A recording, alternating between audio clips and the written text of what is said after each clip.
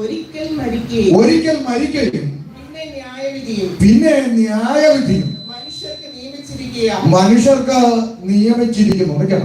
ഇനി പറയുമ്പോൾ വായിച്ചാൽ മതി. ഒരിക്കൽ മരിക്കുകയും പിന്നെ ന്യായവിധിയും മനുഷ്യർക്ക് നിയമിച്ചിരിക്കുന്നു. ആര് നിയമിച്ചു എന്ന് ചോദിച്ചാൽ ഉത്തരം ദൈവം നിയമിച്ചു.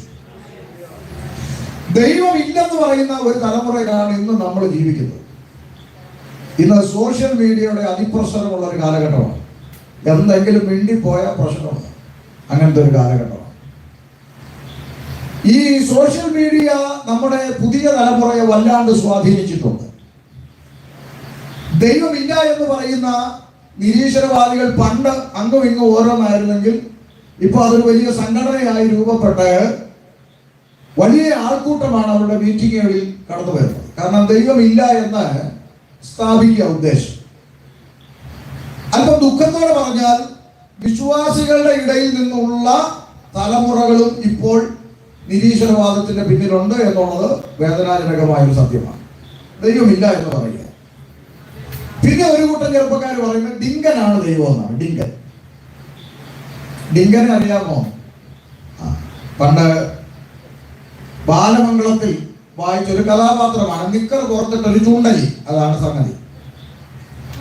അപ്പൊ അതിനെ ദൈവമാണെന്ന് പറയുന്ന ഒരു കൂട്ടം തലമുറ നമ്മുടെ ചുറ്റും വളർന്നു വരികയാണ്. എന്നാൽ ദൈവമില്ല എന്ന് പറയുന്ന ആളുകളോട് മുന്നോട്ട് വെക്കാൻ കഴിയുന്ന ഒരു ചോദ്യമാണ് ഇപ്പൊ വായിച്ച വേദഭാഗത്ത്. ഒരിക്കൽ മരിക്കണം എന്നുള്ളത് ദൈവം മനുഷ്യന്റെ മേൽ വെച്ച നിയമം. ഈ ദൈവം ഇല്ലെന്ന് പറയുന്ന ആളുകൾ കണ്ടുപിടുത്തോ കമ്പ്യൂട്ടറോ അധികാരമോ പണമോ പവറോ എന്തുപയോഗിച്ചിട്ടാണെങ്കിലും വേണ്ടിയില്ല, ദൈവം വെച്ച ഈ നിയമം ഒന്ന് മാറ്റാമോ എന്ന് ചോദിച്ചാൽ കഴിയില്ല. എന്ന് പറഞ്ഞാൽ മനുഷ്യനായി പറഞ്ഞവരാരും ഇനി മരിക്കരുത് എന്നൊരു കണ്ടുപിടുത്തം കണ്ടുപിടിക്കാൻ ഒരുത്തൻ തുനിഞ്ഞിറങ്ങിയാൽ ആ കണ്ടുപിടുത്തം കണ്ടുപിടിച്ച് തീരുന്നതിന് മുമ്പ് അവൻ തട്ടിപ്പോകും എന്നുള്ളതാണ് ചരിത്രം. കാര്യം ദൈവം വെച്ച നിയമം. കൈയും കാലും ഒക്കെ വെട്ടി മാറ്റാൻ പറ്റുന്ന കണ്ടുപിടുത്തമൊക്കെ, വേറെ ഒപ്പിച്ച് വെക്കാവുന്ന കണ്ടുപിടുത്തം എല്ലാം നടന്നിട്ടുണ്ട്. പക്ഷെ മരിക്കാതിരിക്കുക എന്ന് പറയുന്നൊരു സംഗതി കണ്ടുപിടിക്കാൻ ശ്രമിച്ചാലും നടക്കുകയല്ല. കാരണം ശ്രമിക്കുന്നവരും തട്ടിപ്പോകും. കാരണം ദൈവം വെച്ച നിയമമാണ്. മനുഷ്യനായി പറഞ്ഞവരെല്ലാം ഒരിക്കൽ മരിക്കണം. അപ്പൊ മറുചോദ്യം വരും, അപ്പൊ മൃഗങ്ങളൊന്നും ചാകുന്നില്ല എന്ന്. മൃഗങ്ങളെല്ലാം ചാകുന്നുണ്ട്. പക്ഷെ മൃഗങ്ങൾക്കില്ലാത്ത ഒന്നും കൂടെ അതിനകത്ത് ചേർത്ത് എഴുതി, ഒരിക്കൽ മരിക്കുകയും പിന്നെ ന്യായവിധിയും. അത് മനുഷ്യനേ ഉള്ളൂ. മരണത്തിന്റെ അപ്പുറത്തൊരു ജീവിതമുള്ളവനാണ് മനുഷ്യൻ. ദൈവത്തിന്റെ സന്നിധിയിൽ ന്യായവിധിക്കായി നിൽക്കേണ്ടുന്ന ഒരു ദിവസമുണ്ട്. ഇതൊക്കെ കുഞ്ഞുകളിയായിട്ടാ പലരും കണ്ടോണ്ടിരിക്കുന്നത്. പെന്തക്കോസ്തുകാരുടെ പ്രസംഗമൊക്കെ പണ്ട് അപ്പച്ചന്മാര് സ്റ്റേജ് കയറിക്കുന്നുകൊണ്ട് പ്രസംഗിക്കുമ്പം ഇതൊക്കെ എന്നാ പൊട്ടത്തരോ ഇങ്ങേര് പറയുന്നതെന്ന് പറഞ്ഞ് പരിഹസിച്ച ആളുകളൊക്കെ പണ്ട് പ്രസംഗിച്ചതല്ല ഇന്ന് കൺമുമ്പിൽ നിവൃത്തിയായിരിക്കുന്ന കണ്ട് അന്തം വിട്ടിരിക്കുക. പണ്ട് ഞാൻ ഉൾപ്പെടെ ഉള്ളവർ പ്രസംഗിച്ചിട്ടുണ്ട്. ഒരാളൊരു ദേശത്ത്, അതായത് വെളിപ്പാട് പുസ്തകത്തിൽ എഴുതിയിരിക്കുന്നു, അന്ത്യകാലത്ത് ഭൂതലത്തിലേക്ക് വരുന്ന പ്രവാചകന്മാര് യെരൂശലേമിന്റെ തെരുവീതിയിൽ കൊല്ലപ്പെട്ട് കിടക്കുന്നത് 3.5 ദിവസം കൊണ്ട് ലോകം മുഴുവൻ കാണും എന്ന് പറഞ്ഞ പ്രസംഗമൊക്കെ പണ്ട് പ്രസംഗിച്ചപ്പം ആളുകൾ നെറ്റി ഒളിച്ചിട്ട് ഇയാൾ എന്ത് പൊട്ടത്തരാ പറയുന്നത്, 3.5 ദിവസം കൊണ്ട് ലോകം മൊത്തം ഉള്ളവൻ എങ്ങനെ ഇത് കാണുന്നതെന്ന് ചോദിച്ചു. പോക്കറ്റിൽ തീപ്പട്ടിക്കൂട് പോലെ ഇരിക്കുന്ന സാധനം എടുത്ത് കൈവന്ന് ഞെക്കി ഇവിടെ വെച്ച് കഴിഞ്ഞാൽ 3.5 ദിവസമൊന്നും വേണ്ട, 3 മിനിറ്റ് കൊണ്ട് ലോകം മൊത്തം കാണാനുള്ള സംവിധാനം ഇപ്പൊ മുമ്പിലിരിക്കുക. ഇതുപോലെ എന്തല്ല പണ്ട് പ്രസംഗിച്ചതെല്ലാം ഇന്നും കൺമുമ്പിൽ വെളിപ്പെട്ടുകൊണ്ടിരിക്കുക. അതുകൊണ്ട് ദൈവം ഇല്ലാന്ന് പറഞ്ഞ് അബദ്ധത്തിലും അപകടത്തിലും ചെന്ന് ഞാനൊരു ഒരു ദൈവമുണ്ട്. രണ്ടാമത്തെ ചിന്ത, ആരാണ് ഈ ദൈവം എന്നാണ്. അതാണ് വലിയ വിഷയം. അതിലോട്ടാണ് വരുന്നത്. അപ്പോ ഒരിക്കൽ മരിക്കണം, പിന്നെ ന്യായവിധി ദൈവം മനുഷ്യർക്ക് നിയമിച്ചു. അടുത്ത വാക്ക് ശ്രദ്ധിക്കണം, വായിച്ചോ. ക്രിസ്തുവും അങ്ങനെ തന്നെ അനേകരുടെ പാപങ്ങളെ ചുമപ്പാൻ ഒരിക്കൽ അർപ്പിക്കപ്പെട്ടു. അടുത്തതായി, തനിക്കായി കാത്തു നിൽക്കുന്നവരുടെ രക്ഷയ്ക്കായി യേശുക്രിസ്തു പാപം കൂടാതെ രണ്ടാമതും പ്രത്യക്ഷനാകും. രാത്രി പ്രാരംഭത്തിൽ ദേശത്തോട് വിളംബരം ചെയ്യുകയാണ്, യേശുക്രിസ്തു വീണ്ടും മടങ്ങി വരും. പെന്തക്കോസ്തുകാർക്ക് തന്നെ ഇപ്പൊ ആകെ ഡൗട്ടായിട്ടിരിക്കും, ഇനി എങ്ങാനും വരുമോ എന്ന്. പണ്ട് തൊട്ടേ കേൾക്കുന്ന യേശു വരുന്നു ഇതുവരെ വന്നില്ല, ചാകാറായി, ഇനി എങ്ങാനും വരുമോ എന്ന് ചിന്തിച്ചിരുന്നാൽ ഓർത്തോണം, പണ്ട് തൊട്ടേ പറഞ്ഞു തുടങ്ങിയ സകല അടയാളങ്ങളും സകല ലക്ഷണങ്ങളും അതിന്റെ നിവർത്തി പദത്തിൽ എത്തി നിൽക്കുക. ഇനി കാഹളം മുഴങ്ങിയാൽ മതി, എല്ലാം റെഡിയായിരിക്കാൻ കർത്താവ് വരാറായി. സ്തോത്രം. അപ്പൊ രണ്ട് ചിന്തയാണ് വേദഭാഗത്തിൽ. ഒന്ന്, യേശു അനേകർക്ക് വേണ്ടി ഒരിക്കൽ അർപ്പിക്കപ്പെട്ടു, പക്ഷെ കാത്തു നിൽക്കുന്നവർക്കായിട്ടാണ് വീണ്ടും വരുന്നത്. സ്തോത്രം. എല്ലാവർക്കും വേണ്ടിയല്ല. അപ്പൊ രണ്ട് ചിന്ത. ഒരിക്കൽ യേശു വന്നു, ഇനി രണ്ടാമത് വരും. ഈ രണ്ട് ചിന്തയാണ് ഇന്ന് രാത്രി പങ്കുവെക്കാൻ ആശിക്കുന്നത്. സമയത്തിന്റെ പരിമിതി പോലെ നിർത്താം. എന്തിനാണ് യേശു ലോകത്തിലേക്ക് വന്നത്? ഒന്നാമത്തെ ചിന്ത, എന്തിനാ വന്നത്? വേദപുസ്തകം പറയുന്നു പാപികളെ രക്ഷിക്കാൻ, നാട്ടുകാർ പറയുന്നു മതം സ്ഥാപിക്കാൻ. ബൈബിള് പറയുന്നു യേശു വന്നത് എന്തിനാ? പാപികളെ രക്ഷിപ്പാൻ. നാട്ടുകാർ പറയുന്നു യുവമാര് മതം മാറ്റുന്നു. അങ്ങനെ പറയാൻ കാരണമുണ്ട്. നാട്ടുകാരെ കുറ്റം പറയാൻ പറ്റത്തില്ല. കാര്യം ഇപ്പൊ തിരുവനന്തപുരത്ത് ഞാനൊരു കൺവെൻഷന് പോവുകയാണെങ്കിൽ ആ വെഞ്ഞാറമൂട് കഴിഞ്ഞ് അങ്ങോട്ട് പോകുന്ന തൊട്ടേ മതിലെല്ലാം കൺവെൻഷൻ നോട്ടീസാണ്. തിരുവനന്തപുരത്തിന്റെ ഒരു പ്രത്യേകത, എന്നും കൺവെൻഷൻ ഉള്ള ജില്ലയാണ്. എവിടെ തിരിഞ്ഞാലും കൺവെൻഷൻ. അങ്ങോട്ട് പോകുമ്പോൾ ഈ മതിലെ മുഴുവൻ കൺവെൻഷന്റെ നോട്ടീസുകളാണ്. ഇതിലോട്ടൊക്കെ നമ്മൾ നോക്കുമ്പോൾ കാണുന്ന കാഴ്ച, ഈ പാസ്റ്റർമാരുടെ പേര്: പാസ്റ്റർ സുരേഷ്, സുമേഷ്, രതീഷ്, രമേശ്, നാരായണൻ, ഗോപാലൻ, കുട്ടപ്പൻ, രാജപ്പൻ, എല്ലാം പാസ്റ്റർ. അതാണ് രാജീവ്, ഭാവിയിലെ പാസ്റ്റർ. അപ്പൊ ആളുകൾ നോക്കുമ്പോ ഇവരെല്ലാം യേശുവിന്റെ പിന്നാലെയാ. ഗോപാലകൃഷ്ണൻ, നാരായണൻ, സുരേഷ്, സുമേഷ്, രതീഷ്, രാജീവ്, ഗോപാലൻ എല്ലാം യേശുവിന്റെ പുറകെയാ. ഇത് ജനങ്ങൾ കാണുക. ഇനി മറുഭാഗത്തോട്ട് നോക്കിയാൽ pastor Shabeer Kollam, pastor Siyar Muhammad Kottayam, pastor Naseer Alappuzha, pastor Shajaha Malappuram, pastor Muneer Kasaragod, pastor Rafeeq Wayanad, Sauda Beevi, Ramla Thomas, Abdul Samad, Abdul Wahab. നിങ്ങൾ ചോദിക്കുന്നത് കൊള്ളാണ്. എന്റെ ദൈവമേ, പറഞ്ഞാൽ ഇനിയും പറയും. സമയം പോകുന്നുണ്ട്, നിർത്തുക. ഇഷ്ടം പോലെ യേശുവിന്റെ പുറകെയാ. കഴിഞ്ഞ ഒരാഴ്ചക്ക് മുമ്പ് മലപ്പുറത്തുനിന്നൊരു ഡോക്ടർ എന്നെ വിളിച്ചു, എനിക്ക് സ്നാനപ്പെടണമെന്ന് പറഞ്ഞു. മനസ്സിലായോ? വിഷയം ആളുകളെല്ലാം യേശുവിന്റെ പുറകെയാ. ഇനി മൂന്നാമത്തെ ഒരു ഭാഗം നോക്കാൻ, ഫാദർ ജോർജ് മാത്യു പുതുപ്പള്ളി അച്ഛൻ, ഫാദർ മാർഷലിൻ ജെ മൊറൈസ് അച്ഛൻ, ഫാദർ ക്രിസ്പിൻ അച്ഛൻ, ഇങ്ങനെ അനേക അച്ഛന്മാര് 70-80 വയസ്സിൽ പോത്തിനെ കുളിപ്പിക്കുന്ന കലകവെള്ളത്തിൽ മുങ്ങി സ്നാനപ്പെട്ട് പെന്തിക്കോസുകാരുടെ കൂട്ടത്തിൽ. നാട്ടുകാരങ്ങനല്ലേ പറയുന്നത്, നമ്മൾ പോത്തിനെ കുളിപ്പിക്കുന്ന വെള്ളത്തിൽ മുക്കുന്നവരാണല്ലേ പറയുന്നേ. ഇരിക്കട്ടെ. അപ്പൊ കാര്യം എന്ത് പറഞ്ഞാലും എല്ലാവരും യേശുവിന്റെ പിന്നാലെയാ. അപ്പൊ നാട്ടുകാരുടെ ഇടയിൽ പയ്യെ സംസാരം തുടങ്ങി. തൊഴിലുറപ്പിനൊക്കെ പോകുമ്പോൾ പെണ്ണുങ്ങൾ പറയാനുണ്ട്, അതിനോട് ഞാൻ സുമതി പെന്തിക്കോസിൽ പോയി. ആണോ? ആ, രമണിയും പോയി. ഇതാ ഇപ്പൊ പറഞ്ഞത്. ഇപ്പൊ കുടുംബത്തിൽ ഒന്നെങ്കിലും എവിടാ പെന്തക്കോസ് അനുഭവത്തില്ല. ചുമ്മാതല്ല. ഇവിടെ ഇരിക്കുന്ന അവരുമാരോട് ചോദിച്ചാൽ അവര് പറയും, ഞങ്ങളുടെ കുടുംബത്തിൽ നിന്ന് ഒരെണ്ണം ഉണ്ടെന്ന് പറയും. അപ്പൊ ആളുകളെല്ലാം യേശുവിന്റെ പിന്നാലെയാ. ഇത് ലോകം ചർച്ച ചെയ്യാൻ തുടങ്ങിയിട്ടുണ്ട്. അപ്പൊ ആളുകളെല്ലാം ഇങ്ങനെ സംസാരിക്കും. എന്നാലും ഇവർക്ക് എന്തിനാണ് ഇങ്ങനെ പോകുന്നത്, എന്തൊത്തിന്റെ കാര്യം ഇതിനുള്ളത് എന്നൊക്കെ പറയുമ്പോൾ ചില അണ്ണന്മാരങ്ങോട്ട് മറുപടി പറയും. അതാ ബഹുരസം. ചില ആളുകൾ പറയും, ഇത് നമുക്കറിയാം ഇവന്മാരെ എന്തിനാ പോകുന്നതെന്ന്. എന്നാന്ന് ചോദിക്കും. അങ്ങനെ പറയുന്നതാണ്, അമേരിക്കൻ പണം കിട്ടാൻ വേണ്ടി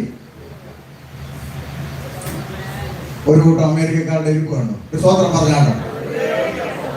കിടക്കാൻ ഒരു വായില്ലെങ്കിലും കേൾക്കാൻ സുഖമൊക്കെ ഉണ്ട്.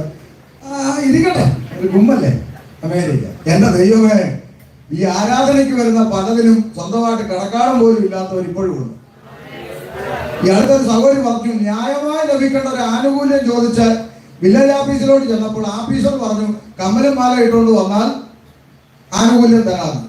അങ്ങനെ കിട്ടുന്നത് വേണ്ട സാറേ എന്ന് പറഞ്ഞിട്ട് ദൈവത്തെ ആരാധിക്കുക. മനസ്സിലായോ? അമേരിക്കൻ പണം കിട്ടാൻ വേണ്ടി വേണ്ട. ഷമീർ അബ്ദുൽ സലാം എന്ന് പറയുന്ന ഞാൻ ഇന്ന് 23 വർഷങ്ങൾക്ക് മുമ്പ് ബൈബിളും എടുത്ത് യേശുവിന്റെ പിന്നാലെ ഇറങ്ങിയപ്പോൾ ബാപ്പാടെ ഉമ്മയുടെ കുടുംബക്കാർ പറഞ്ഞു, പെന്തിക്കോസിൽ തുള്ളാൻ ഇറങ്ങിയെങ്കിൽ എടാ 1 സെന്റ് ഒറ്റ സെന്റ് ഓകരുത് നിനക്ക് തരികയില്ല. നീ പെന്തിക്കോസിൽ തുള്ളാൻ ഇറങ്ങിയെങ്കിൽ തെണ്ടി തിരിഞ്ഞ് അങ്ങനെ എടുക്ക വരുമെന്ന് പറഞ്ഞു. അപ്പൊ ഞാനും അന്ന് പുതിയ സയ്യാറെടുത്ത പോലാണല്ലോ വിശ്വാസത്തിൽ വരുന്നത്. അപ്പൊ ഞാനും തിരിച്ചങ്ങോട്ട് പറഞ്ഞു, ഞാൻ തെണ്ടി തിരിഞ്ഞ് നിങ്ങളുടെ വരാൻ, ഞാൻ സേവിക്കുന്ന യേശു തെണ്ടിയല്ലെന്ന് പറഞ്ഞു.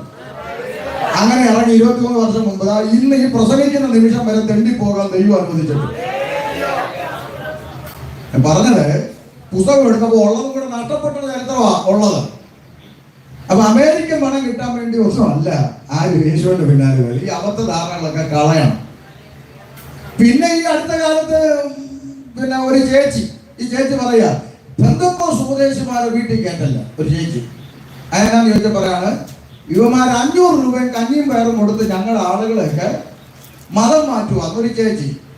ഇപ്പൊ ഞാൻ ആ കാലത്ത് തന്നെ ചേച്ചിക്ക് മറുപടി പറഞ്ഞതാ. എന്നാലും ഇവിടെ കൂടെ ഒന്ന് പറയാം, ഈ ചേച്ചിയുടെ ആളുകൾ വല്ലതും കേൾക്കുന്നുണ്ടെങ്കിൽ ഒരു ബോധം വരട്ടെ, അതിനു വേണ്ടി പറയാം. ഞങ്ങൾ ആരെങ്കിലും 500 രൂപയും കഞ്ഞിയും പയറും കൊടുത്ത് ആരെങ്കിലും മതം മാറ്റുന്ന ആക്ഷേപം ഈ നാട്ടിൽ ആർക്കെങ്കിലും ഉണ്ടെങ്കിൽ ഒരു എളുപ്പ വഴി ഞാൻ പറഞ്ഞു തരാം. നിങ്ങൾ ഒരു 1000 രൂപയും ചിക്കൻ ഫ്രൈയും കൊടുത്ത് തിരിച്ചങ്ങ് കൊണ്ടുപോയേച്ചാൽ മതി. വളരെ സിമ്പിളാണ്. വഴക്കും പാടമൊന്നും വേണ്ട. 500 രൂപയ്ക്കും കഞ്ഞിക്കും കാരണം ആരെങ്കിലും ഇങ്ങോട്ട് വന്നെങ്കിൽ നിങ്ങളൊരു മുഴുത്ത കോഴിക്കാലും 1000 രൂപയും കാണിച്ചാൽ മതി. കഞ്ഞിക്ക് വന്നവൻ കോഴിക്കാല് കണ്ടാൽ തീർച്ചയായിട്ടും ഇപ്പം മുക്കിന് ഇരിപ്പുണ്ടല്ലോ നരകത്തിലെ കോഴി, രാവും പകലും തീക്കകത്ത് കിടന്ന്. അപ്പൊ ഇത് കാണിച്ച് 1000 രൂപയും കൊടുത്താൽ അങ്ങോട്ട് വരും. ഇത്രയേ ഉള്ളൂ സംഭവം. ഈ കഞ്ഞിക്കും കോഴിക്കും ഒക്കെ വേണ്ടി വന്നവരെല്ലാം പോണേന്ന് പ്രാർത്ഥിച്ചുകൊണ്ടിരിക്കുന്നവരാണ് ഞങ്ങള്. ഇതിനകത്ത് അങ്ങനെ ആരും വേണ്ട. കുറെ പേര് കഞ്ഞിക്കൊക്കെ വന്നവരുണ്ട്, അവരൊക്കെ പോയി. മനസ്സിലായോ? അപ്പൊ അതുകൊണ്ട് കഞ്ഞിക്കും പയറിനും ഒന്നും വേണ്ടിയല്ല ഞങ്ങൾ ആരും യേശുവിന്റെ പിന്നാലെ ഇറങ്ങിത്തിരിച്ചത്. അപ്പൊ പിന്നെ എന്തിനാണ് ആളുകൾ യേശുവിന്റെ പിന്നാലെ പോകുന്നത്? ചോദ്യമായി തന്നെ നിൽക്കുക. അതിന്റെ ഉത്തരം പറഞ്ഞു തരാനാണ് ഇന്ന് രാത്രി ഞാനിവിടെ നിൽക്കുന്നത്. സമയം ഉണ്ടെങ്കിൽ പരിസരക്കാരിച്ചു നേരം കേട്ടോ, എന്നിട്ട് നിങ്ങൾക്ക് കാര്യം മനസ്സിലാവും എന്തുകൊണ്ടാണ് ഇവർ യേശുവിന്റെ പിന്നാലെ പോകുന്നത്. കരങ്ങൾ ഉയർത്തി ദൈവത്തെ സ്തുതിക്കാം. ഞാൻ പറഞ്ഞല്ലോ, 23 വർഷങ്ങൾക്ക് അപ്പുറത്താണ് ഞാൻ യേശു ക്രിസ്തുവിന്റെ പിന്നാലെ ഇറങ്ങിത്തിരിച്ചു. 2002 ബൈബിൾ എന്റെ കരങ്ങളിൽ എടുക്കുവാൻ ഒരു ഭാഗ്യം ദൈവം എനിക്ക് തന്നു. അതിന് മുഖാന്തരങ്ങളുണ്ട്, അത് സാക്ഷ്യമാണ്, അത് പറയാനുള്ള നേരമില്ല. 3 ദിവസത്തെ കൺവെൻഷനൊക്കെ ഉള്ളിടത്താണെങ്കിൽ ഒരു ദിവസം സാക്ഷ്യമൊക്കെ പറയാറുണ്ട്. ഇത് അതിന് നേരമില്ല. ചില ജീവിത അനുഭവങ്ങളിലൂടെ കൈയിലേക്ക് ബൈബിൾ ലഭിച്ചു. പെട്ടെന്ന് ബൈബിൾ ഒരു ദിവസം കയ്യിൽ കിട്ടിയ ഉടനെ യേശു ദൈവമാണെന്ന് പറഞ്ഞൊന്നും ചാടി ഇറങ്ങാൻ പറ്റില്ല. പറ്റുമോ? അങ്ങനൊന്നും പറ്റില്ല. അങ്ങനൊന്നും പറ്റത്തില്ല. കാര്യം എന്താണെന്ന് അറിയണം, ഇതിന്റെ യാഥാർത്ഥ്യം മനസ്സിലാക്കണം. അതിനുവേണ്ടി ഇത് പഠിക്കുവാൻ ആരംഭിച്ചു. ഇത് വായിക്കാൻ തുടങ്ങിയപ്പോൾ സത്യം പറഞ്ഞാൽ ഈ പുസ്തകത്തോടുള്ള ഇഷ്ടം കൂടി വരികയാണ്. സ്തോത്രം. എന്നോട് പലരും ചോദിക്കാറുണ്ട്, എന്നാലും ഷമീറെ എന്തിനാടാ നല്ലൊരു മതം വിട്ട് നീ യേശുവിന്റെ പുറകെ പോയെന്ന് ചോദിക്കാം. ഞാൻ മലപ്പുറത്തും കണ്ണൂരും ഒക്കെ പ്രസംഗിച്ച് കഴിയുമ്പം ഈ മുസ്ലിം സഹോദരങ്ങളൊക്കെ സംസാരിക്കാനൊക്കെ അടുത്ത് വരാറുണ്ട്. അവര് ഒന്ന് പരിചയപ്പെടാൻ എന്നൊക്കെ വന്ന് ചില കാര്യങ്ങളൊക്കെ ചോദിക്കാറുണ്ട്. അപ്പോഴെല്ലാം അവർ ആദ്യം ചോദിക്കുന്ന ചോദ്യം, എന്നാലും നിങ്ങൾ എന്തിനാ അപ്പൊ ഇങ്ങനെ പോയെന്ന്. അപ്പൊ അതിനെനിക്ക് ഒത്തിരി കാരണം പറയാനുണ്ടെങ്കിലും പ്രധാനമായി ഞാൻ എന്നോട് ചോദിക്കുന്നവരോട് പറയുന്ന 1-2 കാര്യം ആദ്യം പറയാം. ഒന്ന്, ഈ പുസ്തകം ചേർത്ത് പിടിക്കാനും ഏത് കവലയിലും ഇത് ഉയർത്തിപ്പിടിച്ച് പ്രസംഗിക്കാനും എന്നെ പ്രേരിപ്പിച്ച ഒന്നാമത്തെ ഘടകം എന്ന് പറയുന്നത്, ഈ പുസ്തകത്തിന്റെ തുടക്കം മുതൽ ഒടുക്കം വരെ പലതവണ ആവർത്തിച്ച് വായിച്ചിട്ടും ഈ പുസ്തകത്തിന്റെ ഒരൊറ്റ പേപ്പറിന്റെ അകത്ത് പോലും മതം പഠിപ്പിക്കുന്നില്ല എന്നുള്ളതാണ് ഈ പുസ്തകത്തിന്റെ പ്രത്യേകത. സ്തോത്രം. ആവർത്തിച്ചു വായിച്ചു, ഒരു ചെറു വരി പോലും ഇതിനകത്ത് മതത്തെ പഠിപ്പിക്കുന്നില്ല. ഉണ്ടോ? ഇത് മതം പഠിപ്പിക്കുന്ന പുസ്തകമേ അല്ല. എന്നാൽ എന്റെ ചെറുപ്രായത്തിൽ എന്നെ പഠിപ്പിച്ചെന്താ, കുഞ്ഞു പ്രായത്തിൽ തൊപ്പിയിട്ട് വരിയായ റോഡിൽ കൂടെ മദ്രസയിൽ കടന്നുപോയി. എന്തിനാന്ന് ചോദിച്ചാൽ ഒറ്റ ഉത്തരവേ ഉള്ളൂ, മതപഠനത്തിന്. ചെറിയ പ്രായത്തില് കടന്നുപോയി. സ്കൂളിൽ ഒരു ദിവസം മുടങ്ങിയാൽ അസാരമില്ല, പോട്ടെ, കൊച്ചിന് വയ്യാത്തോണ്ടല്ലേ എന്ന് പറഞ്ഞ് ഇച്ചിരിയൊക്കെ ഇത് കിട്ടും. പക്ഷെ മദ്രസയിൽ ഒരു ദിവസം മുടങ്ങിയാൽ അന്ന് അടിയുടെ പെരുന്നാളാണ്. നമ്മൾ നേരെ തിരിച്ച സൺഡേ ക്ലാസ്സിന് പോയില്ലെങ്കിലും കുഴപ്പമില്ല, സ്കൂളിൽ. അപ്പൊ ചുരുക്കി പറഞ്ഞാൽ അങ്ങനെ തീവ്രമായി മതപഠനത്തിനായി ചെറിയ കാലത്ത് കടന്നു പോയപ്പോഴൊക്കെ ഹൃദയത്തിലേക്ക് പഠിച്ചു കയറ്റിയത് ഒന്നാണ്, പ്രസവിച്ച അമ്മയെക്കാളും ജനിപ്പിച്ച അപ്പനേക്കാളും ഇമ്പോർട്ടന്റ് മതത്തിനാണെന്ന് പഠിച്ചു വളർന്ന്. നിങ്ങൾക്ക് പരിസരത്ത് എൻ്റെ ബാക്ക്ഗ്രൗണ്ടിലുള്ള സഹോദരങ്ങളൊക്കെ ഉണ്ടെങ്കിൽ ഞാൻ ഈ പറഞ്ഞ കാര്യം നിങ്ങൾ ചോദിച്ചാൽ അവരും പറയുക സ്വന്തം സ്ഥാനം അത് തന്നെയാണ്. മതത്തിന് പ്രാധാന്യം കൊടുത്ത് പഠിച്ചും വളർന്നും ജീവിച്ചും വന്ന പശ്ചാത്തലത്തിന്റെ നടുവിൽ നിന്ന് 2002 വേറെ പുസ്തകം കരങ്ങളിൽ കിട്ടിയപ്പോൾ ആവർത്തിച്ചത് വായിച്ചെത്തിയിട്ടും ഒരൊറ്റ പേപ്പറിനകത്ത് പോലും മതം പഠിപ്പിക്കുന്നതായി കാണാൻ കഴിഞ്ഞില്ല. എത്ര മനോഹരമായ ഒരു പുസ്തകം. അതുകൊണ്ടാണ് ഈ പുസ്തകം എടുക്കാൻ എനിക്ക് വളരെ സന്തോഷം തോന്നിയത്. രണ്ടാമത്തെ ചിന്ത, ഈ പുസ്തകം എടുത്ത് ഞാൻ എൻ്റെ വീട്ടിൽ ഒളിച്ചിരുന്ന് പ്രാർത്ഥിക്കാൻ. കാരണം ഉമ്മായും വല്യമ്മായും ഒക്കെ വലിയ തീവ്ര ഭക്തരാ, പഴയ പശ്ചാത്തലത്തിൽ ഭക്തരായിരുന്നു. വലിയ ഉമ്മയുടെ ചേട്ടത്തിൽ ഞങ്ങൾ മൂത്തുമാനെ വിളിക്കും, നിങ്ങൾ വലിയ മജ്ജി എന്ന് പറയുന്ന പോലെ. അങ്ങനെ ജീവിച്ച് ഒളിച്ചു പാത്തുമൊക്കെ ഈ യേശുവിനോട് എല്ലാവർക്കും ഒരു ഇഷ്ടമുണ്ടല്ലോ. ഏത് ഇവിടെ ഉണ്ടോ? എല്ലാവരും യേശുവിനോട് എല്ലാവർക്കും ഒരു ഇഷ്ടമുണ്ട്. ഇപ്പൊ നമ്മൾ ബസ്സിൽ കയറിയാൽ കാണാം, യേശു ഇരിപ്പുണ്ട്, മറ്റു രണ്ടുപേരും ഇരിപ്പുണ്ട്, എല്ലാവരും. അതൊരു ഇഷ്ടം കൊണ്ട് വെക്കുന്ന. ഒരു ഹോട്ടലിൽ കയറിയാൽ നമുക്ക് കാണാം, ആർക്കും പരാതി വരാതിരിക്കാൻ വേണ്ടി 3 പേര് വെച്ചിട്ടുണ്ട്. അതൊരു പ്രതിപക്ഷ ബഹുമാനമാണ്. അതുകൊണ്ട് എല്ലാവർക്കും യേശുവിനോടൊരു ഇഷ്ടമുണ്ട്. അപ്പൊ ഇതുപോലൊരു ഇഷ്ടം മാത്രമേ ബൈബിൾ വായിച്ചു തുടങ്ങുമ്പോൾ എന്റെ മനസ്സിനകത്തുള്ളൂ. യേശു ആർക്കും ഒരു ദോഷം ചെയ്യാത്തൊരു പാവം മനുഷ്യൻ, എല്ലാവർക്കും വേണ്ടി മരിച്ച ക്രൂശിലൊക്കെ ഇങ്ങനെ കിടക്കുന്ന കണ്ടു കഴിഞ്ഞാൽ നമ്മുടെ ചങ്ക് തകർന്നു പോകും. അപ്പൊ അങ്ങനെയൊക്കെ ഉള്ളൊരു ഇഷ്ടം മാത്രമേ മനസ്സിലുള്ളൂ. അങ്ങനെ 2002 ഞാൻ ഒളിച്ചും പാത്തും ബൈബിൾ വായിക്കാൻ ഒരു ദിവസം ഉമ്മ പിടിച്ചു. ബൈബിൾ മേടിച്ച് കട്ടിലിനടിയോട് ഒറ്റ എറിഞ്ഞിട്ട്, എന്റെ റബ്ബേ, ഇനി എന്തൊക്കെ ഇബ്ലീസിനെ വിളിച്ചു കേട്ടാനാണോ ഇവൻ ഈ പരിപാടി കൊണ്ട് നടക്കുന്നത് പറഞ്ഞ് ആകെ ബഹളം ഉണ്ടാക്കി എന്റെ ഉമ്മ ജമീല ബീവി ഇപ്പം എവിടെ പ്രാർത്ഥന ഉണ്ടെന്ന് തപ്പി നടക്കുക. മനസ്സിലായോ? ഈ പുസ്തകത്തിന് ഒരു പ്രത്യേകതയുണ്ട്. എന്താണെന്നറിയാമോ? എതിർക്കുന്നവൻ ഇത് ചുമക്കും. എഴുതി വെച്ചോ. നിങ്ങൾ അയലത്തുകാരെ ഒന്ന് ചുമ്മാ പ്രാർത്ഥനയ്ക്ക് വിളിക്കണം. അപ്പൊ ചില 2 കൂട്ടരുണ്ട്. ചില ആളുകൾ പറയും, പാസ്റ്ററെ അടുത്ത ആഴ്ച ഞാൻ ഉറപ്പായിട്ടും വരാമെന്ന് പറയും. ഒരു സംശയവും വേണ്ട, വരികയില്ല.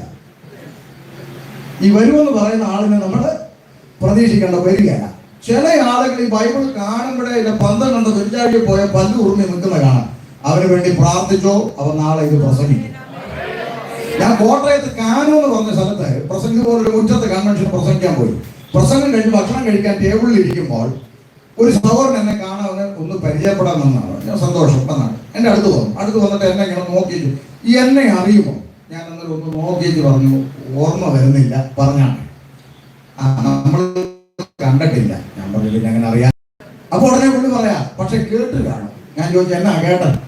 വർഷങ്ങൾക്ക് റാന്നി പാലത്തിൽ ഒരു ഉപദേശിയുടെ കയ്യിൽ നിന്ന് ബൈബിൾ വാങ്ങി റോഡിൽ കീറിയിട്ട് കത്തിച്ച ഒരു സംഭവം കേട്ടിട്ടുണ്ടോ എന്ന് ചോദിച്ചു. ഞാൻ പറഞ്ഞു, എനിക്ക് അറിഞ്ഞുകൂടാ, പക്ഷെ പെന്തക്കോസുകാർ അപ്പച്ചന്മാര് പറഞ്ഞ അങ്ങനെ ഒരു സംഭവം ഞാൻ കേട്ടിട്ടുണ്ട്.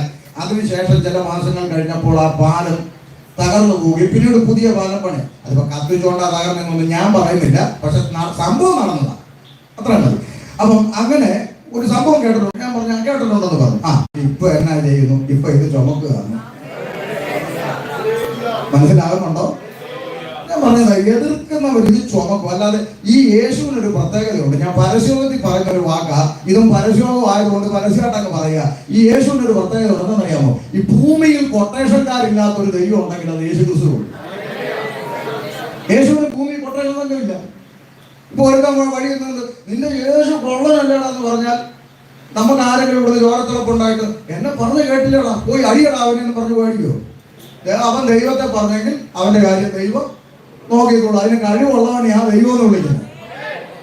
അല്ലാതെ എന്നെ പറഞ്ഞ് കണ്ടോടാ, കത്തിക്കടാ, ട്രാൻസ്പോർട്ടിൽ കല്ലെറിയടാ എന്ന് പറയുന്ന ഒരു പരിപാടിയൊന്നും ഈ പുസ്തകത്തിലെ ദൈവത്തിനില്ല. കാരണം ഈ ദൈവത്തിന് ഭൂമിയിൽ കൊട്ടേഷൻകാരില്ല. ഒരു വിഷയമല്ല.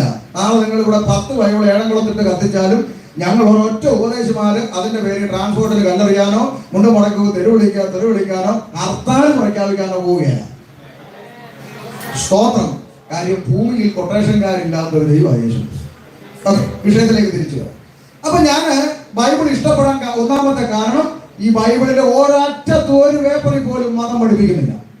എതിർക്കുന്ന ആളുകൾ, ഞാൻ ആദ്യം ആളുകളോട് പറഞ്ഞു, നിങ്ങൾ ആദ്യം ഇത് മേടിച്ചൊന്ന് വായിക്കുക, എന്നിട്ട് നിങ്ങൾ എതിർക്കുക. ഞാൻ പറയാറുണ്ട്, കാരണം ഈ പുസ്തകത്തിൽ ഒരിടത്തും മതം പഠിപ്പിക്കുന്നില്ല. രണ്ടാമത്തെ പ്രത്യേകത, ഈ പുസ്തകം ചേർത്ത് പിടിക്കാൻ എന്നെ പ്രേരിപ്പിച്ച രണ്ടാമത്തെ പ്രത്യേകത എന്ന് പറയുന്നത്, ഞാൻ ഈ പുസ്തകം വായിച്ചപ്പോൾ എനിക്ക് മനസ്സിലായി, ഈ വിശുദ്ധ ബൈബിൾ ഒരു പ്രവചന ഗ്രന്ഥമാണ്. എന്ന് പറഞ്ഞാൽ എന്താ പാസ്റ്റർ? എന്ന് പറഞ്ഞാൽ ഈ ലോകം എങ്ങനെ ഉണ്ടായി എന്ന് പറഞ്ഞുകൊണ്ട് ഉൽപ്പത്തി എന്ന് പറയുന്ന പുസ്തകത്തിൽ ആരംഭിക്കുന്ന വിശുദ്ധ ബൈബിൾ ഈ ഇന്ന് കാണുന്ന ഈ ലോകം ഏത് നിലയിൽ അവസാനിക്കുമെന്ന് മനോഹരമായി പറഞ്ഞു തന്നിട്ട് അവസാനിക്കുന്ന പുസ്തകമാണ് വിശുദ്ധ ബൈബിൾ. മനസ്സിലായോ നിങ്ങൾക്ക്? നമ്മൾ ഈ സോഷ്യൽ മീഡിയയിലൊക്കെ കാണാറുണ്ട് 2008 ലോകാവസാനം. എന്തെല്ലാം ബഹളമായിരുന്ന ആളുകൾ പരലോകം തിന്നാനുണ്ടെങ്കിൽ തിന്നോണം, എല്ലാം തീരാൻ പോവാന്നൊക്കെ പറഞ്ഞ ആകെ ബഹളം. 8 കഴിഞ്ഞപ്പോൾ ആ പുക പോയി. പിന്നെ പറഞ്ഞു 10 ലോകാവസാനം. പിന്നെ എല്ലാവരും കൂടെ പറഞ്ഞു തീരാറായി, എല്ലാം കത്തിക്കുത്തി പോകുക എന്ന് പറഞ്ഞു. 10 കഴിഞ്ഞപ്പോൾ പറഞ്ഞു 2012 ലോകാവസാനം. പറഞ്ഞപ്പോൾ 25 ആയിട്ടുണ്ട്, ഇതുവരെ ലോകം അവസാനിച്ചിട്ടില്ല. ഇതെല്ലാം കേൾക്കുമ്പോൾ വേദപുസ്തകം അറിയുന്ന ദൈവവും ഞങ്ങൾ കുലുങ്ങത്തില്ല. കാരണം നമുക്കറിയാം ഇതൊന്നും അവസാനമല്ല. ഇതിനു മുമ്പ് പ്രാർത്ഥിക്കുന്ന ദൈവവും ഞങ്ങൾ ഇവിടെ എടുക്കപ്പെടണം. കർത്താവിന്റെ കാഹളനാദം വാനമേഘം മുഴങ്ങണം, ദൈവസഭ എടുക്കപ്പെടണം, അല്ലാതെ ലോകം അവസാനിക്കത്തില്ല. വളരെ കൃത്യമായിട്ട് ഇതിന്റെ അകത്തുണ്ട്. ഇപ്പൊ സകലതും പ്രവചനാത്മാവിൽ എഴുതി വെച്ച പുസ്തകമാണ് വിശുദ്ധ ബൈബിൾ. എന്നെ കേൾക്കുന്ന മാന്യ സഹോദരങ്ങൾ ശ്രദ്ധിക്കണം. എന്താണ് ഈ ബൈബിൾ ലോകത്തോട് പഠിപ്പിക്കുന്നതെന്ന് ഇനി ഒരു കുഞ്ഞിന് മനസ്സിലാകുന്ന പോലെ ശാന്തമായി പറയാൻ പോവുക. അത് കേട്ടിട്ട് അങ്ങേര് പറഞ്ഞത് ഈ കാര്യമുണ്ടെന്ന് ഹൃദയത്തിന്റെ അകത്ത് ബോധ്യമുണ്ടെങ്കിൽ ഈ സുവിശേഷം അംഗീകരിക്കാം. അല്ലെങ്കിൽ ഒരു പ്രസംഗം കേട്ടു, അതുകൊണ്ട് ഇപ്പൊ പ്രത്യേകിച്ച് ദോഷമൊന്നും വരത്തില്ലല്ലോ. ഇവിടെ രാഷ്ട്രീയക്കാർ വന്നെന്തല്ലോ പ്രസംഗം, നമ്മൾ ഒരു ജംഗ്ഷനിലോട്ട് ചെല്ലുമ്പോൾ കോൺഗ്രസ്സുകാർ പറയുന്നു ഞങ്ങളാണ് മിടുക്കൻ, കമ്മ്യൂണിസ്റ്റുകാർ കള്ളന്മാർ. അപ്പുറത്തെ ജംഗ്ഷനിൽ ചെന്നപ്പോൾ കമ്മ്യൂണിസ്റ്റുകാർ പറഞ്ഞു ഞങ്ങളാണ് മിടുക്കൻ, കോൺഗ്രസ് കള്ളന്മാർ. മൂന്നാമത്തെ ജംഗ്ഷനിൽ ചെന്നപ്പോൾ താമരക്കാർ പറഞ്ഞു ഇവന്മാരെല്ലാം കള്ളന്മാരാ, ഞങ്ങളാ നല്ലത്. നാലാമത്തെ ജംഗ്ഷനിൽ ചെന്നപ്പോൾ ചൂലും കൊണ്ട് നിൽക്കുക, ഞങ്ങൾ വൃത്തിയാക്കാൻ വന്നവരാ. ഇതെല്ലാം നമ്മൾ തന്നെ കേട്ടെ, ഒന്നും സംഭവിച്ചില്ലല്ലോ. അത്രേ ഉള്ളൂ.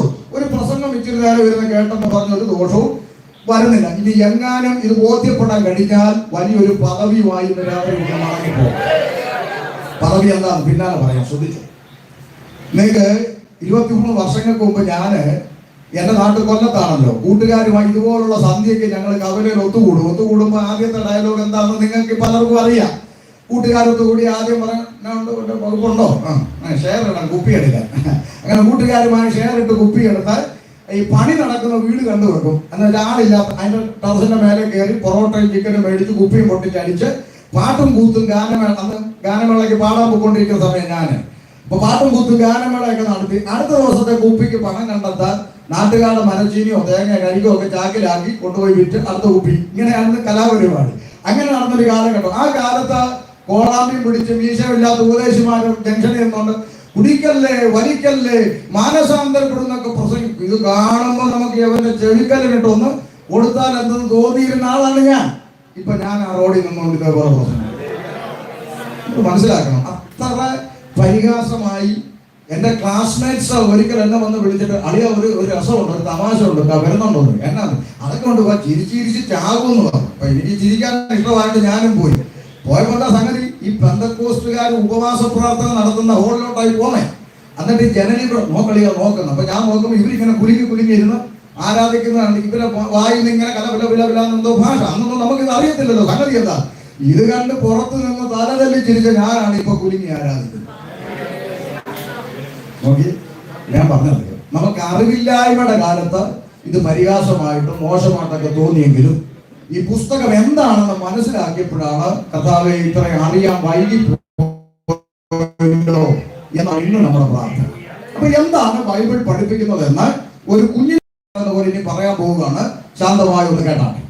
ഞാനത് വായിക്കാൻ തുടങ്ങി. ഈ ലോകം എങ്ങനെ ഉണ്ടായി എന്ന് പറഞ്ഞുകൊണ്ടാണ് ബൈബിൾ ആരംഭിക്കുന്നത്. ആദിയിൽ ദൈവം ആകാശവും ഭൂമിയും സൃഷ്ടിച്ചു എന്നാണ് ഇതിന്റെ അകത്ത് ഉൽപ്പത്തി പുസ്തകം 1-ാം വാക്യത്തിൽ എഴുതിയിരിക്കുന്നത്. ഒന്ന് വായിച്ചാട്ടോ സഹോദരി.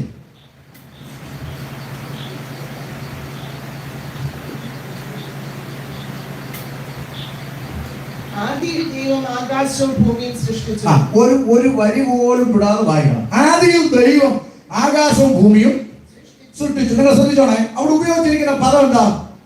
ദൈവം എന്നാണ്. ഈ ദൈവം എന്നുള്ളത് ദൈവത്തിന്റെ പേരല്ല, ആണോ? ദൈവം എന്ന് പറഞ്ഞാൽ ദൈവത്തിന്റെ പേരല്ല. എല്ലാ മതവിഭാഗക്കാരും കോമൺ ആയിട്ട് ഉപയോഗിക്കുന്ന ഒരു പദമാണ് ദൈവം, അല്ലെ? ദൈവമേ എല്ലാവരും വിളിക്കും. നമ്മൾ മാത്രമല്ല, എല്ലാവരും ദൈവമേ എന്ന് വിളിക്കും. ചില ഈശ്വര എന്ന് വിളിക്കും, അല്ലെ? ചില പടച്ചവനെ എന്ന് വിളിക്കും. ഇതൊന്നും ദൈവത്തിന്റെ പേരല്ല. പടച്ചവൻ എന്ന് പറഞ്ഞാൽ പടച്ചുണ്ടാക്കിയവൻ അർത്ഥമുള്ളൂ. ഈശ്വരൻ എന്ന് പറഞ്ഞാൽ സൃഷ്ടിതാവ് എന്നേ അർത്ഥമുള്ളൂ. ദൈവം എന്ന വാക്കിനർത്ഥം ശക്തനായവൻ എന്നേ ഉള്ളൂ. ഇതൊന്നും ദൈവത്തിന്റെ പേരല്ല. ഉദാഹരണം, ഞാനിപ്പോ നടന്നു പോകുമ്പോൾ ഒരാൾ എൻ്റെ അടുത്ത് ചോദിക്കുകയാണ്, പാസ്റ്റർ എവിടെ പോകുന്നു? അപ്പൊ ഞാൻ പറഞ്ഞു ഏഴംകുളത്തൊരു കൺവെൻഷന് പോകുന്നു. ചോദ്യം, എൻ്റെ പേര് പാസ്റ്റർ എന്നാണോ? എൻ്റെ പേര് പാസ്റ്റർ എന്നാണോ? അല്ല, എൻ്റെ പേര് ഷമീർ എന്നാണ്. പക്ഷെ പാസ്റ്റർ എവിടെ പോകുന്നു എന്ന ചോദ്യത്തിന് ഞാൻ എന്താ മറുപടി പറഞ്ഞത്? അത് എൻ്റെ ഔദ്യോഗിക പദവിയുടെ പേരാണ്, അല്ലെ?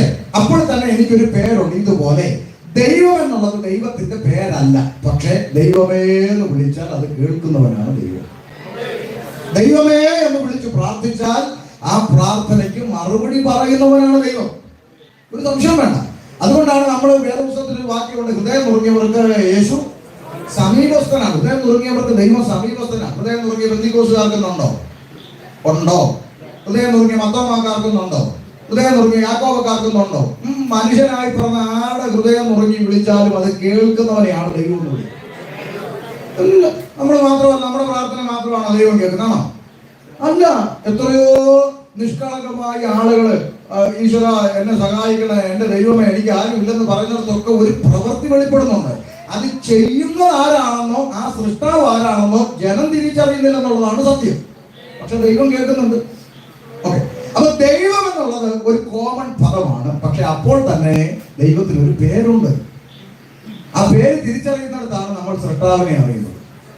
എന്താണ് ആ പേര്? പിന്നാലെ നമുക്ക് വായിക്കാം. തൽക്കാലം ദൈവം എന്ന് പറയട്ടെ, അപ്പൊ കേൾക്കുന്നവർക്കും ഒരു സുഖം, നമുക്കും ഒരു സുഖം. അപ്പൊ വായിച്ചോ ദൈവം. വായിച്ചോ. ഭൂമി പാഴും ശൂന്യവുമായി തീർന്നു എന്നാണ് മൂലഭാഷ. മലയാള പരിഭാഷയിലായിരുന്നു. അതവിടെ നിൽക്കട്ടെ. ആയിത്തീർന്നു, ഓർമ്മ വെച്ചോ. പിന്നാലെ പറയാം. ആഴത്തിൽ മീതെ ഇരുളുണ്ടായിരുന്നു, ദൈവത്തിന്റെ ആത്മാവ് വെള്ളത്തിൽ മീതെ വെളിച്ചം ഉണ്ടാകട്ടെ എന്ന് ദൈവം കൽപ്പിച്ചു. വെളിച്ചമുണ്ടായി. വെളിച്ചം നല്ലതെന്ന് ദൈവം കണ്ടോ? എല്ലായിടത്തും ഉപയോഗിച്ചിരിക്കുന്ന പദം ദൈവം. ദൈവം കണ്ടു. ദൈവം വെളിച്ചവും ഇരുളും തമ്മിൽ വേർതിരിച്ചു. ദൈവം വെളിച്ചത്തിന് പകലെന്നും ഇരുളിന് രാത്രി എന്നും പേരിട്ടു. ഒരു ദിവസത്തെ സൃഷ്ടിപ്പ് ഇത്രയും നടത്തി. മനോഹരല്ലേ? എന്തെങ്കിലും പ്രശ്നമുണ്ടോ? വെളിച്ചത്തിന് പകലെന്നും ഇരുളിന് രാത്രി. ഇപ്പൊ 2025 കമ്പ്യൂട്ടർ യുഗമായി. ഇന്നും വെളിച്ചത്തിന് പേരെന്താ? പകല്. രാത്രിയുടെ പേരെന്താ? രാത്രി. അത് ശരി. അപ്പൊ നിങ്ങളുടെ ദൈവമാണോ ഇതിന് പകലും രാത്രി? എന്നാ പിന്നെ ഞങ്ങൾ നാളെ തൊട്ട് മണിക്കൂട്ടിന്ന് വിളിച്ചോളാം. ഇന്ന് വരാനും പറഞ്ഞിട്ടില്ലല്ലോ. ഇപ്പോഴും ഡേ തന്നെയാണ്, നൈറ്റ്. ഇനിയിപ്പോ നിങ്ങളുടെ ദൈവം ഇതൊക്കെ ഇടുന്നതിന് 6 മാസം മുമ്പേ ഞങ്ങളുടെ ദൈവം ഇട്ടായിരുന്നെന്ന് ഒരു അംഗീകരിക്കപ്പെട്ട ഒരു ഹിസ്റ്ററിക്കൽ ആയിട്ടുള്ള ഒരു ഗ്രന്ഥത്തിന്റെ ഫോട്ടോസ്റ്റാറ്റെങ്കിലും ഇതുവരെ ആരും കൊണ്ടുവന്നതായി കേട്ടിട്ടും ഇല്ല. അപ്പൊ ഇത് കേൾക്കുന്ന പരിസരക്കാർക്ക് വേണമെങ്കിൽ ഒരു ചോദ്യം വരും. അതെന്താ ഷമീറെ, താങ്കൾ മുമ്പ് വിശ്വസിച്ചിരുന്ന ഖുറാനിലൊന്നും ഈ പ്രപഞ്ചത്തെ സൃഷ്ടിച്ചതിനെ കുറിച്ച് കണ്ടിട്ടില്ലേ? ഉണ്ടോ? ഉണ്ടെന്ന്. പിന്നെന്തിനാ താങ്കൾ അത് വിട്ടേച്ച് ഇതെടുത്ത്? കാര്യമുണ്ട്. ഈ പുസ്തകം പറഞ്ഞതിന് ശേഷം 600-610 വർഷം കഴിഞ്ഞതിന് ശേഷമാണ് പുസ്തകം അത് പറഞ്ഞത്. അതുകൊണ്ടാണ് അത് വിട്ടേച്ച് ഇതെടുത്തത്. ഇനി ഇതിന് 6 മാസം മുന്നേ പറഞ്ഞ വല്ലതും ഉണ്ടെന്ന് കിട്ടിയാൽ നമുക്ക് അതിന്റെ പുറകെ പോകാം. ഇതുവരെ ഒരു ഫോട്ടോസ്റ്റാറ്റ് പോലും കിട്ടിയിട്ടില്ല. അതുകൊണ്ടാണ് ഇവിടെ നിൽക്കുന്നത്. ഇപ്പൊ പിടി കിട്ടിയോ? അത്രേ ഉള്ളൂ. ഇവിടെ ഇസ്ലാമിക സഹോദരങ്ങൾ ഈ പരിസരത്തുണ്ടെങ്കിൽ നിങ്ങൾ ചോദിക്കണം, ഇവിടെ ഷമീർ പാസ് വന്നിട്ട് ഇങ്ങനെ പറഞ്ഞു, ഉള്ളതാണോ എന്ന് ചോദിക്കണം. അവർ തന്നെ സ്നേഹത്തോടെ ചോദിക്കണം, വഴക്കിടാനൊന്നും പോകരുത്. അപ്പൊ അവർ തന്നെ പറഞ്ഞു തരും. പിന്നെ ചരിത്രം പഠിക്കുമ്പോൾ AD 570 ആണ് പ്രവാചകൻ സൗദി അറേബ്യയിൽ ജനിക്കുന്നത്. അതിനുശേഷം AD 570 ജനിക്കുന്നു. 40 വയസ്സുകൊണ്ട് 63 വയസ്സ് വരെയുള്ള കാലഘട്ടങ്ങളിൽ കുറേശ്ശെയായി അദ്ദേഹത്തിന് വഹി കിട്ടിയെന്ന് അവരുടെ ചരിത്രത്തിൽ രേഖപ്പെടുത്തിയിരിക്കുന്നു. അപ്പൊ 570 + 40 = 610. മിനിമം 610 വർഷത്തെ ഗ്യാപ്പ് ബൈബിളുമായിട്ടുണ്ട്. എന്താ പ്രശ്നം? ഇതാരും വഴക്കുണ്ടാക്കുന്ന കാര്യമല്ല. ചോദിച്ചപ്പോൾ അതുള്ളതാണെന്ന് പറയുന്നത് ഒരു സത്യസന്ധമായ കാര്യമാണ്. അപ്പോൾ പ്രപഞ്ചത്തിന്റെ സൃഷ്ടിപ്പിനെ കുറിച്ച് ലോകത്തോട് ആദ്യം പ്രസ്താവിച്ചത് ഈ പുസ്തകമാണ്. മനസ്സിലാകുന്നുണ്ടോ? അപ്പം ഒരു മതത്തിന് വേണ്ടി, ഒരു ജാതിക്ക് ഒന്നും പറഞ്ഞിട്ടില്ല. ദൈവം എന്ന പദമാണ് ഇവിടെ ഉപയോഗിച്ചിരിക്കുന്നത്. ശ്രദ്ധിക്കണം. അതാ ഞാൻ ശ്രദ്ധിക്കണമെന്ന് പറയും. ഇനി നമുക്ക് വേഗത്തിൽ താഴോട്ട് വായിക്കാട്ടെ. വേഗത്തിൽ. 1-ാം ദിവസം, ഒരു ദിവസം കഴിഞ്ഞു. 2-ാം ദിവസത്തിലേക്ക് ദൈവം വെള്ളങ്ങളുടെ മധ്യ ഒരു വിധാനം ഉണ്ടാകട്ടെ, അത് വെള്ളത്തിനും തമ്മിൽ വേർപിരിവായിരിക്കട്ടെ എന്ന് കൽപ്പിച്ചു. വിധാനം ഉണ്ടാക്കിയിട്ട് വിധാനത്തിന് കീഴെയുള്ള വെള്ളം വേർതിരിച്ചു. അടുത്തത് അങ്ങനെ സംഭവിച്ചു. സ്കൈ. ഇപ്പോഴും ഈ ആകാശത്തിന്റെ പേരെന്താ? ആകാശം. ദൈവം പേരിട്ടു. ആ പേര് ഇന്നും പേരായി തന്നെ നിൽക്കുന്നു. ദൈവം ഇല്ലെന്ന് പറയുന്നത് പോലും ഇതിന്റെ പേര് ഞാൻ നാളെ തൊട്ട് ഇതിനെ അങ്ങനെ വിളിക്കത്തില്ലെന്ന് ഇന്ന് വരെ പറഞ്ഞിട്ടില്ലല്ലോ. ഇനി പ്രസംഗം എന്നാണ് കേട്ട് രോഷം കൊണ്ട് മാറുന്നെങ്കിലോ.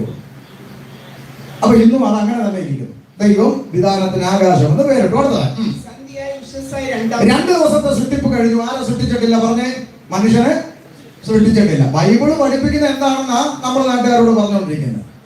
അടുത്തത് ദൈവം ആകാശത്തിന് കീഴിലുള്ള വെള്ളം ഒരു സ്ഥലത്ത് കൂടട്ടെ, ഉണങ്ങിയ നിലം കാണട്ടെ എന്ന് കൽപ്പിച്ചു. ആകാശത്തിന് കീഴെ പരത് കിടക്കുന്ന വെള്ളം ഒരു സ്ഥലത്തേക്ക് അതിലിട്ട് അങ്ങോട്ട് മാറി നിൽക്കാൻ ഈശ്വരൻ, പടച്ചവൻ, സൃഷ്ടാവ് കൽപ്പിച്ചു.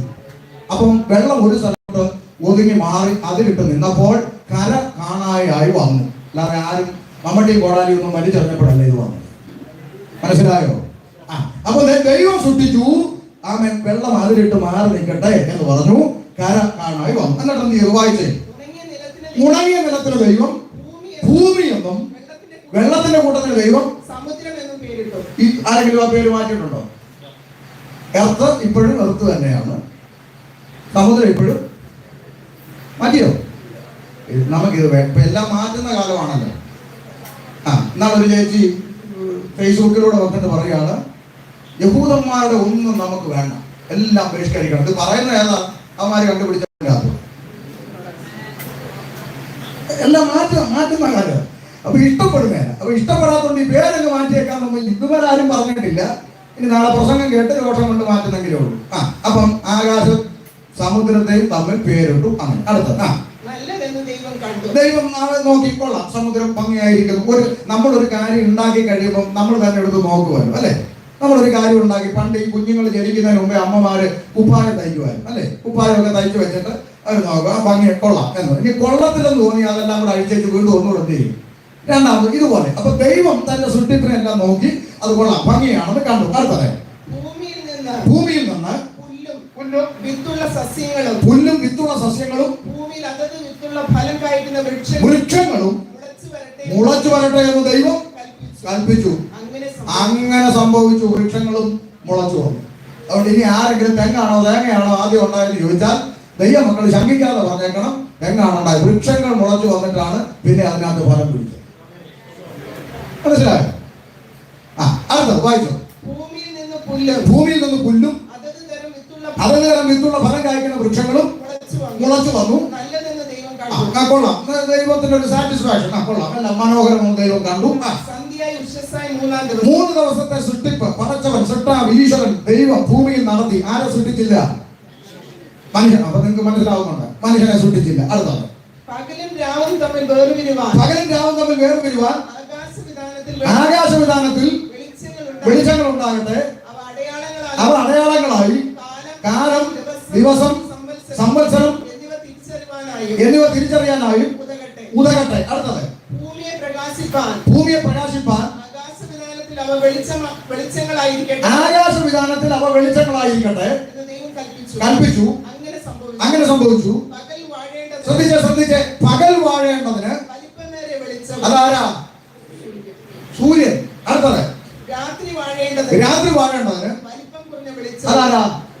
ചന്ദ്രൻ. അങ്ങനെ 2 വലിയ വെളിച്ചങ്ങളെ ദൈവം ഉണ്ടാക്കി. നിൽക്കട്ടെ. ഈ അടുത്ത കാലത്ത് ഒരുത്തൻ സോഷ്യൽ മീഡിയയിലൂടെ വന്നിട്ട് പറഞ്ഞു, ഈ ബൈബിളിലെ ഉൽപ്പത്തി പുസ്തകം എഴുതിയപ്പം ഒരു തെറ്റ് പറ്റിപ്പോയത്. എന്താ? 2-ാം ദിവസം നമ്മൾ വായിച്ച ആദ്യം 2-ാം ദിവസം തന്നെ വെളിച്ചത്തെയും ഇരുളെയും പേരിട്ടു, പകലും രാത്രി എന്ന് പേരിട്ടു. 4-ാം ദിവസം ആയപ്പോഴാണ് സൂര്യനും ചന്ദ്രനും സൃഷ്ടിക്കുന്നതായിട്ട് കാണുന്നത്. അപ്പൊ എഴുതിയാക്കത്തെ ദിവസം മാറിപ്പോയെന്ന് ഇവിടെ കിട്ടുന്നുണ്ടോ? അപ്പൊ ഇത് കേൾക്കുമ്പോൾ നമ്മൾ ബൈബിളിന് തെറ്റ് പറ്റുമെന്ന് ഒന്നുമില്ല. സംഭവം സിമ്പിളാണ്. എന്താണ്?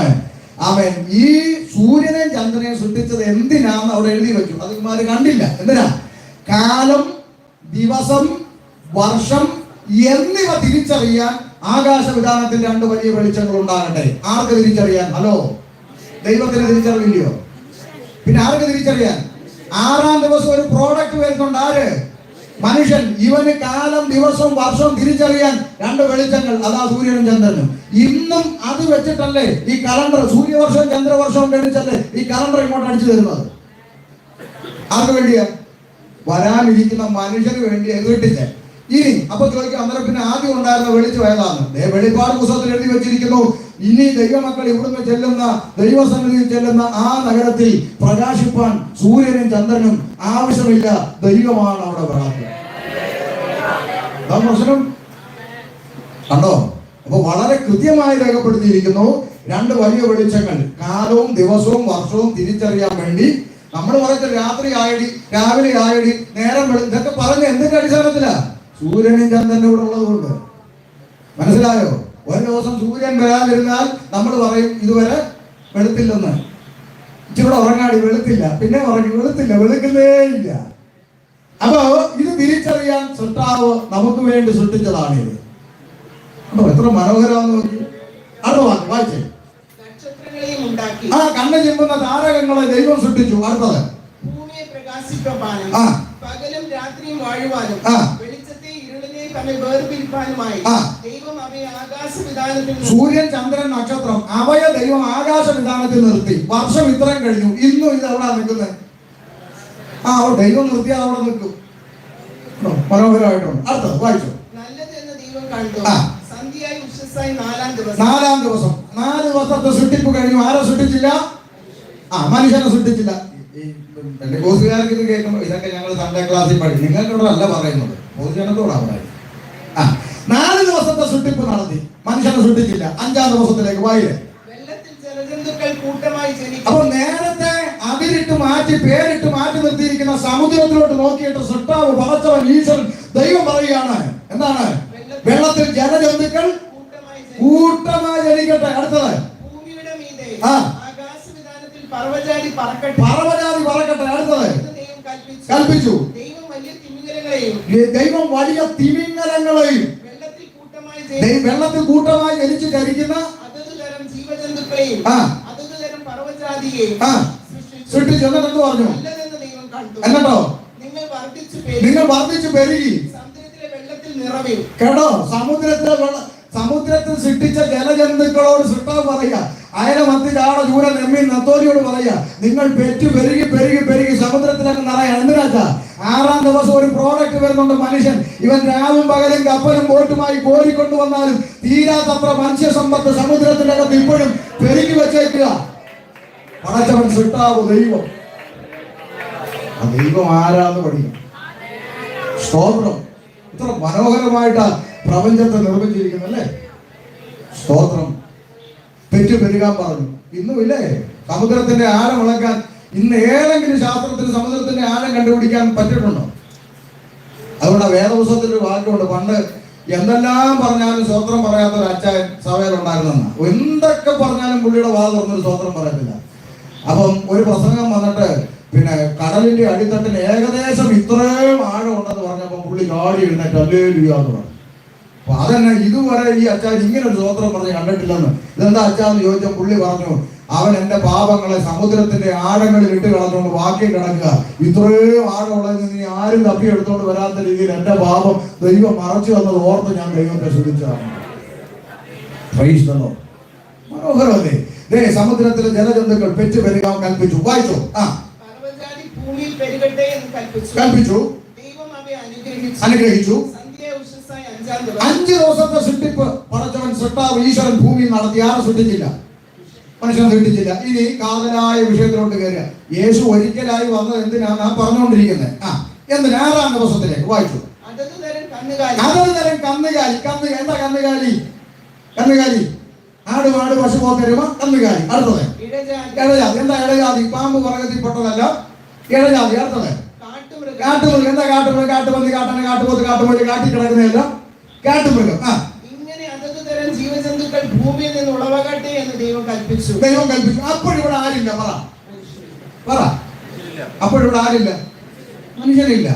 അതുകൊണ്ട് കന്നുകാലി എന്തായിരുന്നു? കന്നുകാലി. മനുഷ്യനില്ലല്ലോ. ഇഴജാതി എന്തായിരുന്നു? ഇഴജാതി. കാട്ടുമൃഗം എന്തായിരുന്നു? മനുഷ്യനില്ല. അത് കഴിഞ്ഞപ്പോൾ ഇവിടെ ആര് വന്നു? ഈ ഇരുകാലി വന്നപ്പോൾ നദി പലതിനെ പിടിച്ച് ദൈവമാക്കി. അപ്പൊ പശു ദൈവമായി. പ്രശ്നമായില്ലേ? അതുവരെ കന്നുകാലിയായിരുന്നു പുള്ളി. ഇടഞ്ഞു നടക്കുന്നതിനും എന്താക്കി? ദൈവമാക്കി. ഇത് ഇന്ന് വരെ ഒരാളെ കഴിച്ചിട്ട് ആള് മാറിപ്പോയി, അങ്ങനെ പറഞ്ഞ ചരിത്രമുണ്ടോ? ഇല്ല. ഇനി ദൈവം ഭക്തനെ കാണാൻ വീട്ടിൽ വന്നാലും ഏഴയായി അടിയനെ കാണാൻ അടിയന്റെ വീട്ടിൽ വരാൻ അടിയൻ എന്തുള്ളൂ എന്നാണോ? ബാബാ സുരേഷിനെ വിളി. ഉള്ളതാണോ പറഞ്ഞേ? ഉള്ളതല്ലേ പറഞ്ഞേ? ദൈവം ആരാന്നറിയാം. സ്തോത്രം. മനസ്സിലായോ? ദൈവം ആരെന്ന് അതിനായി ഈ സുവിശേഷമൊക്കെ നടത്തുന്നത് മനുഷ്യൻ തന്റെ സൃഷ്ടാവിനെ അറിയാം. അല്ലാതെ നാട്ടുകാരെ പിടിച്ചുകൊണ്ട് കഞ്ഞിയും പേരും കൊടുത്ത് മതം മാറ്റുന്ന വകുപ്പല്ല. ഇതാ വേദപുസ്തകം മനുഷ്യനെ പഠിപ്പിക്കുന്നില്ല. അല്ലാതെ ഒരു ഞായറാഴ്ച ഒരു സഹോദരൻ ചർച്ചയിൽ വന്നു കഴിഞ്ഞാൽ ഉടനെ നിങ്ങൾ അപ്പുറത്തുകാരനെ എതിർക്കണം, ഇപ്പുറത്തുകാരനെ എതിർക്കണം, നിങ്ങൾ അവരോട് മിണ്ടല്ലേ, ഇതൊന്നും അല്ല സഭയ്ക്കകത്ത് പഠിപ്പിക്കുന്നത്. വേദപുസ്തകത്തിലെ സത്യങ്ങൾ പറയുമ്പോൾ കേൾക്കുമ്പോൾ അത്യാവശ്യം സ്കൂളിൽ പോയവനാണെങ്കിൽ അവന് കാര്യം മനസ്സിലാവും, അവൻ സൃഷ്ടാവിനെ അറിയും. അപ്പൊ അവൻ ആരാധനയ്ക്ക് വരും. ഇതാ ഇവിടെ നടന്നുകൊണ്ടിരിക്കുക. അപ്പൊ നോക്കുക, കന്നുകാലി, ഇടജാതി, കാട്ടുമൃഗത്തിനെ എല്ലാം സൃഷ്ടിച്ചു. അപ്പോൾ ഇവിടെ മനുഷ്യനില്ലേ? അടുത്ത വാക്ക് വായിച്ചാട്ടെ.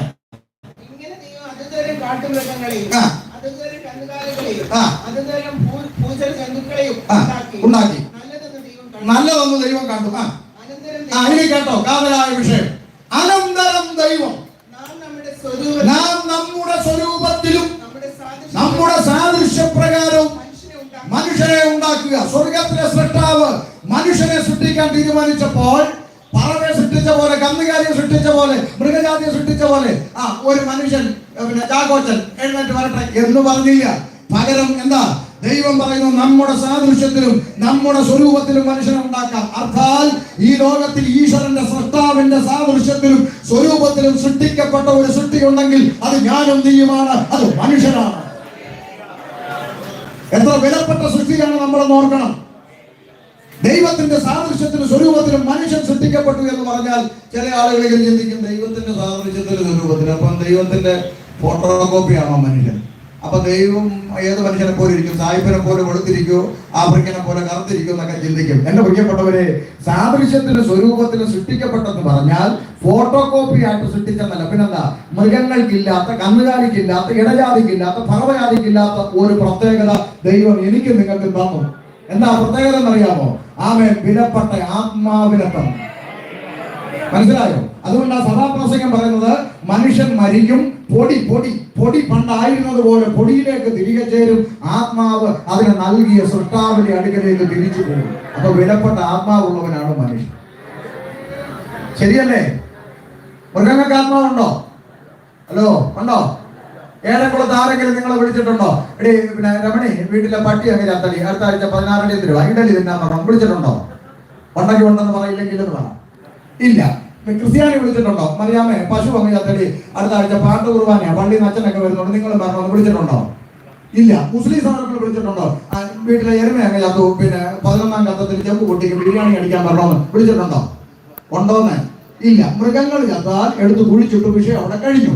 മനുഷ്യൻ മരിച്ചാലോ ശേഷക്രിയ, മോക്ഷക്രിയ, അടിയന്തരം, പാട്ട് കുർബാന, കത്തം ഇതെല്ലാം നടത്തുന്നതിന്റെ പിന്നിൽ ഉദ്ദേശം എന്താണെന്ന് ചോദിച്ചാൽ ഒറ്റ കാര്യമുള്ളൂ.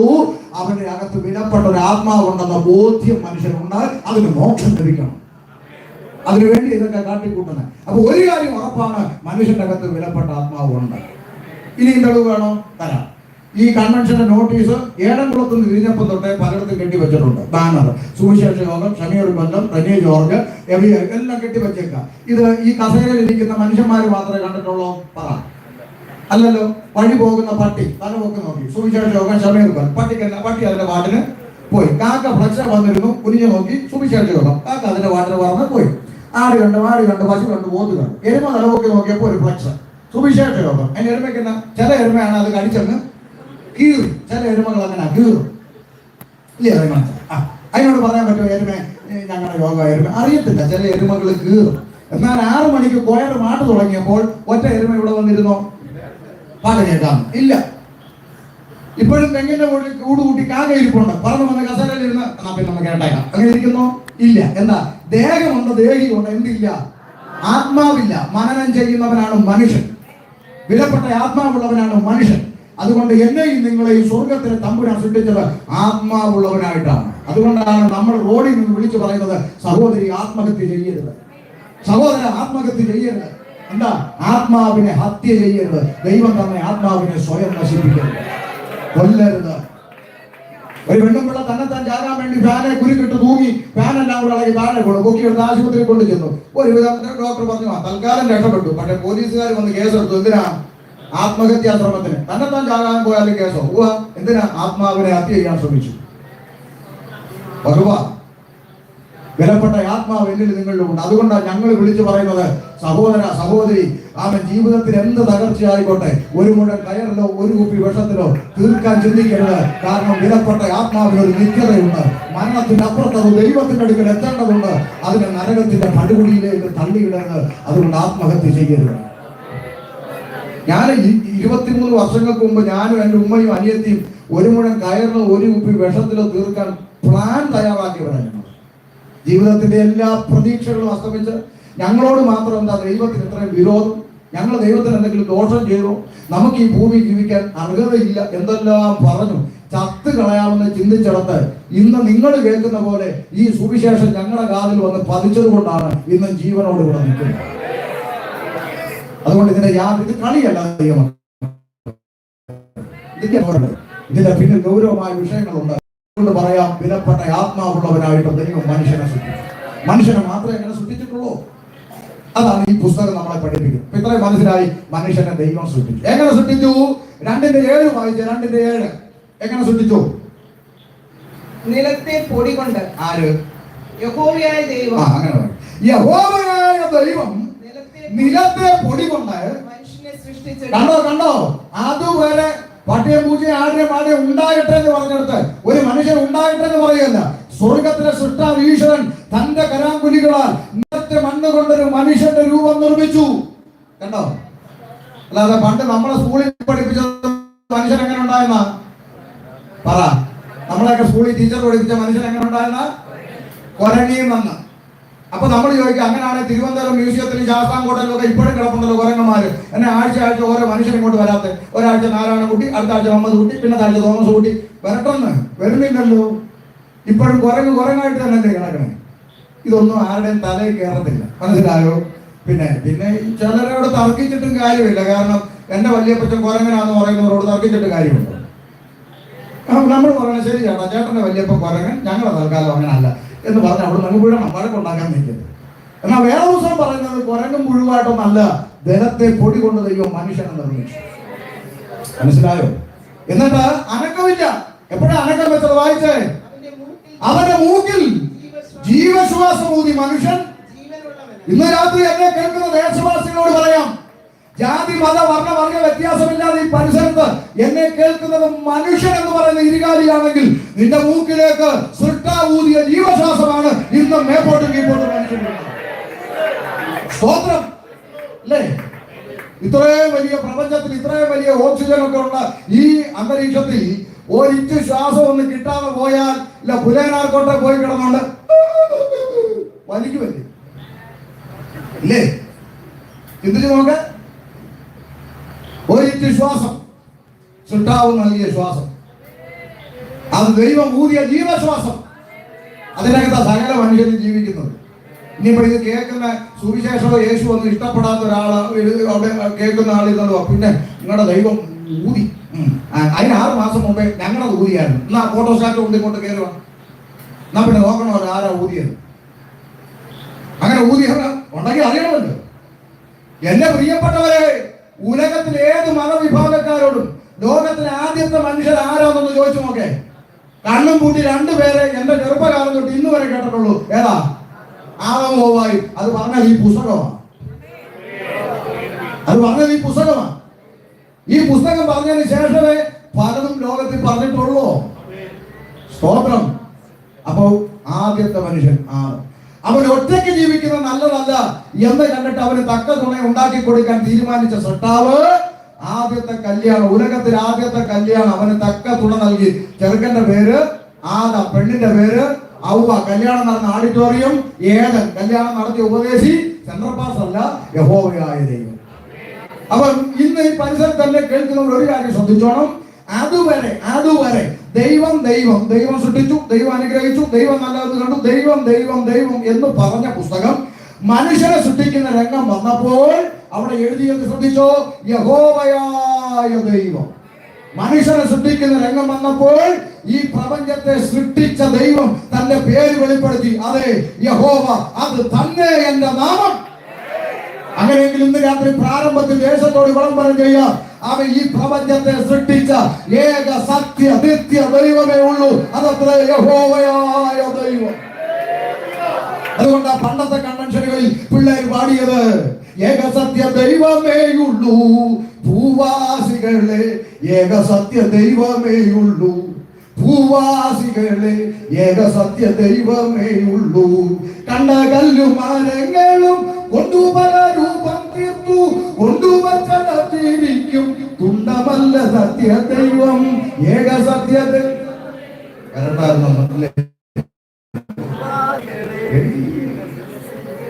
സ്തോത്രം. ഏക സത്യ ദൈവമുള്ളൂ.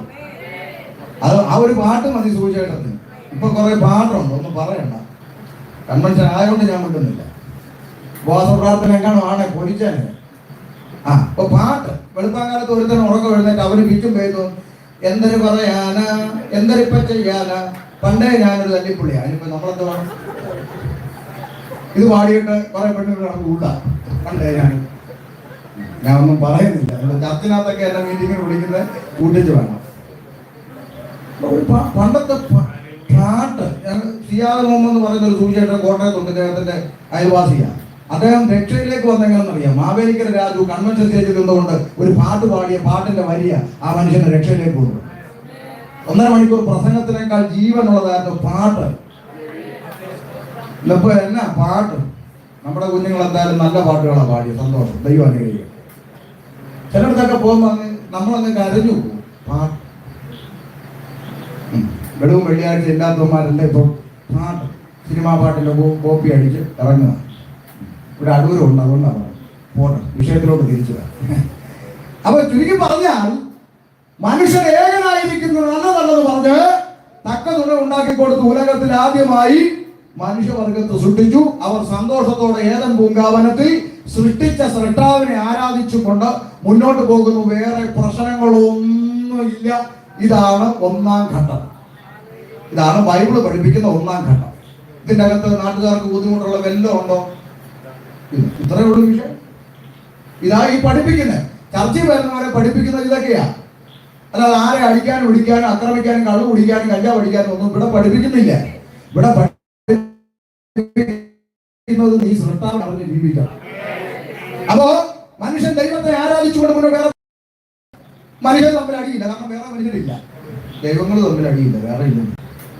അങ്ങനെ സന്തോഷത്തോടെ മുന്നോട്ട് പോയി. പിന്നെ എവിടെയാ പ്രശ്നത്തിന്റെ തുടക്കം?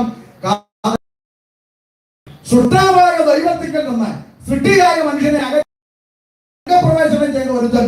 അവൻ നാട്ടുകാരി പലരും അവനെ പിശാച്, പിശാച്, ഇബ്ലീസ്, ശൈത്താൻ, സാത്താൻ എന്നിങ്ങനെ പല പേരുകളിൽ സംബോധന ചെയ്യുന്ന ഇരുട്ടിന്റെ ആത്മാവ്.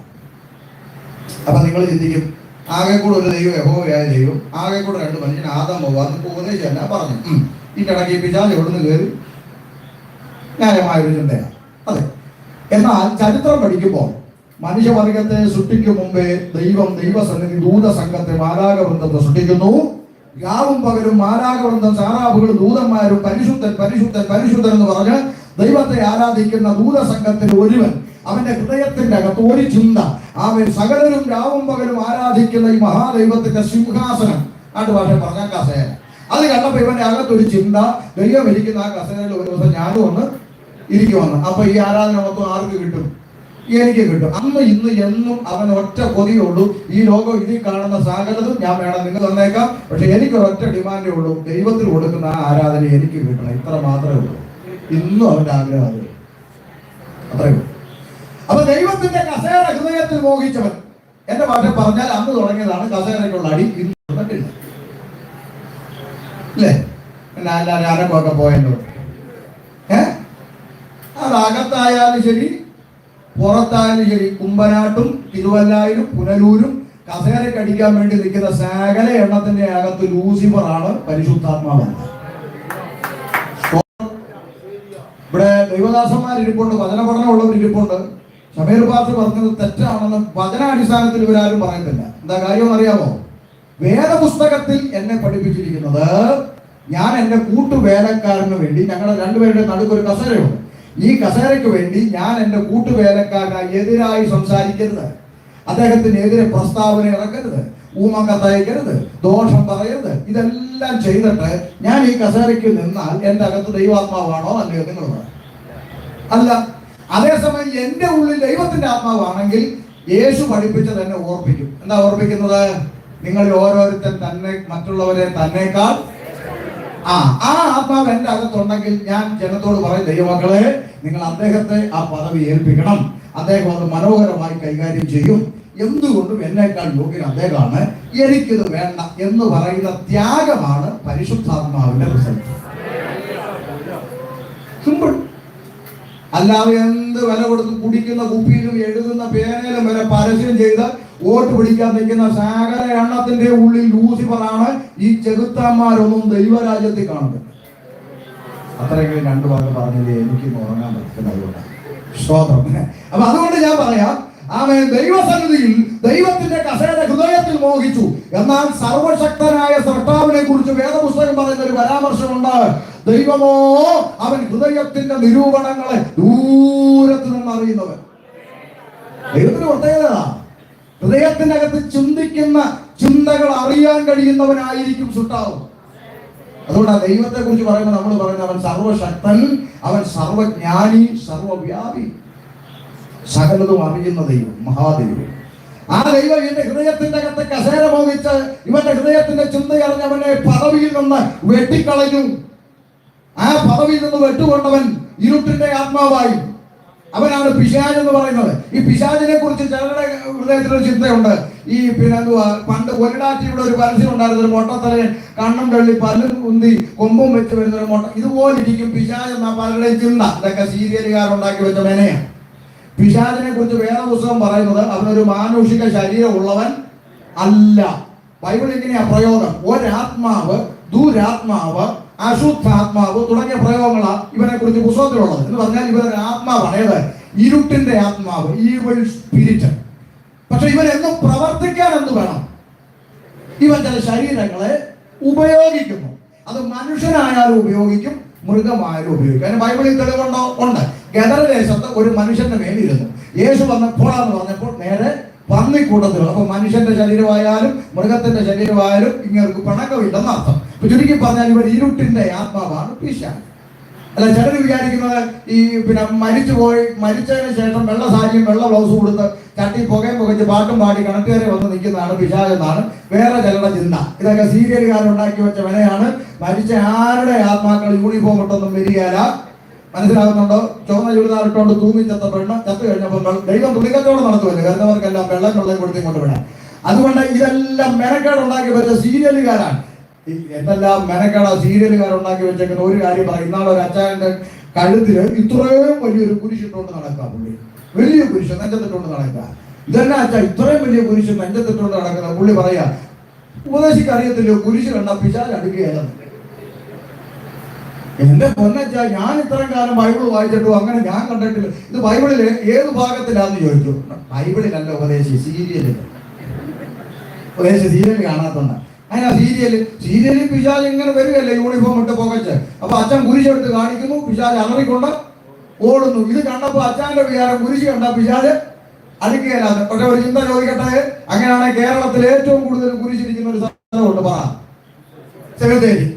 മാർബിളിന്റെ കുരിശ്, കാനേറ്റിന്റെ കുരിശ്, തടിയുടെ കുരിശ്, സിമന്റിന്റെ കുരിശ്, എല്ലാ കുരിശും ഇരിക്കുന്ന സ്ഥലമാണ് സെമിത്തേരി. അങ്ങനെയാണ് പിശാചിന്റെ പൊടി പോലും കാണാത്ത സ്ഥലം ഏതാ?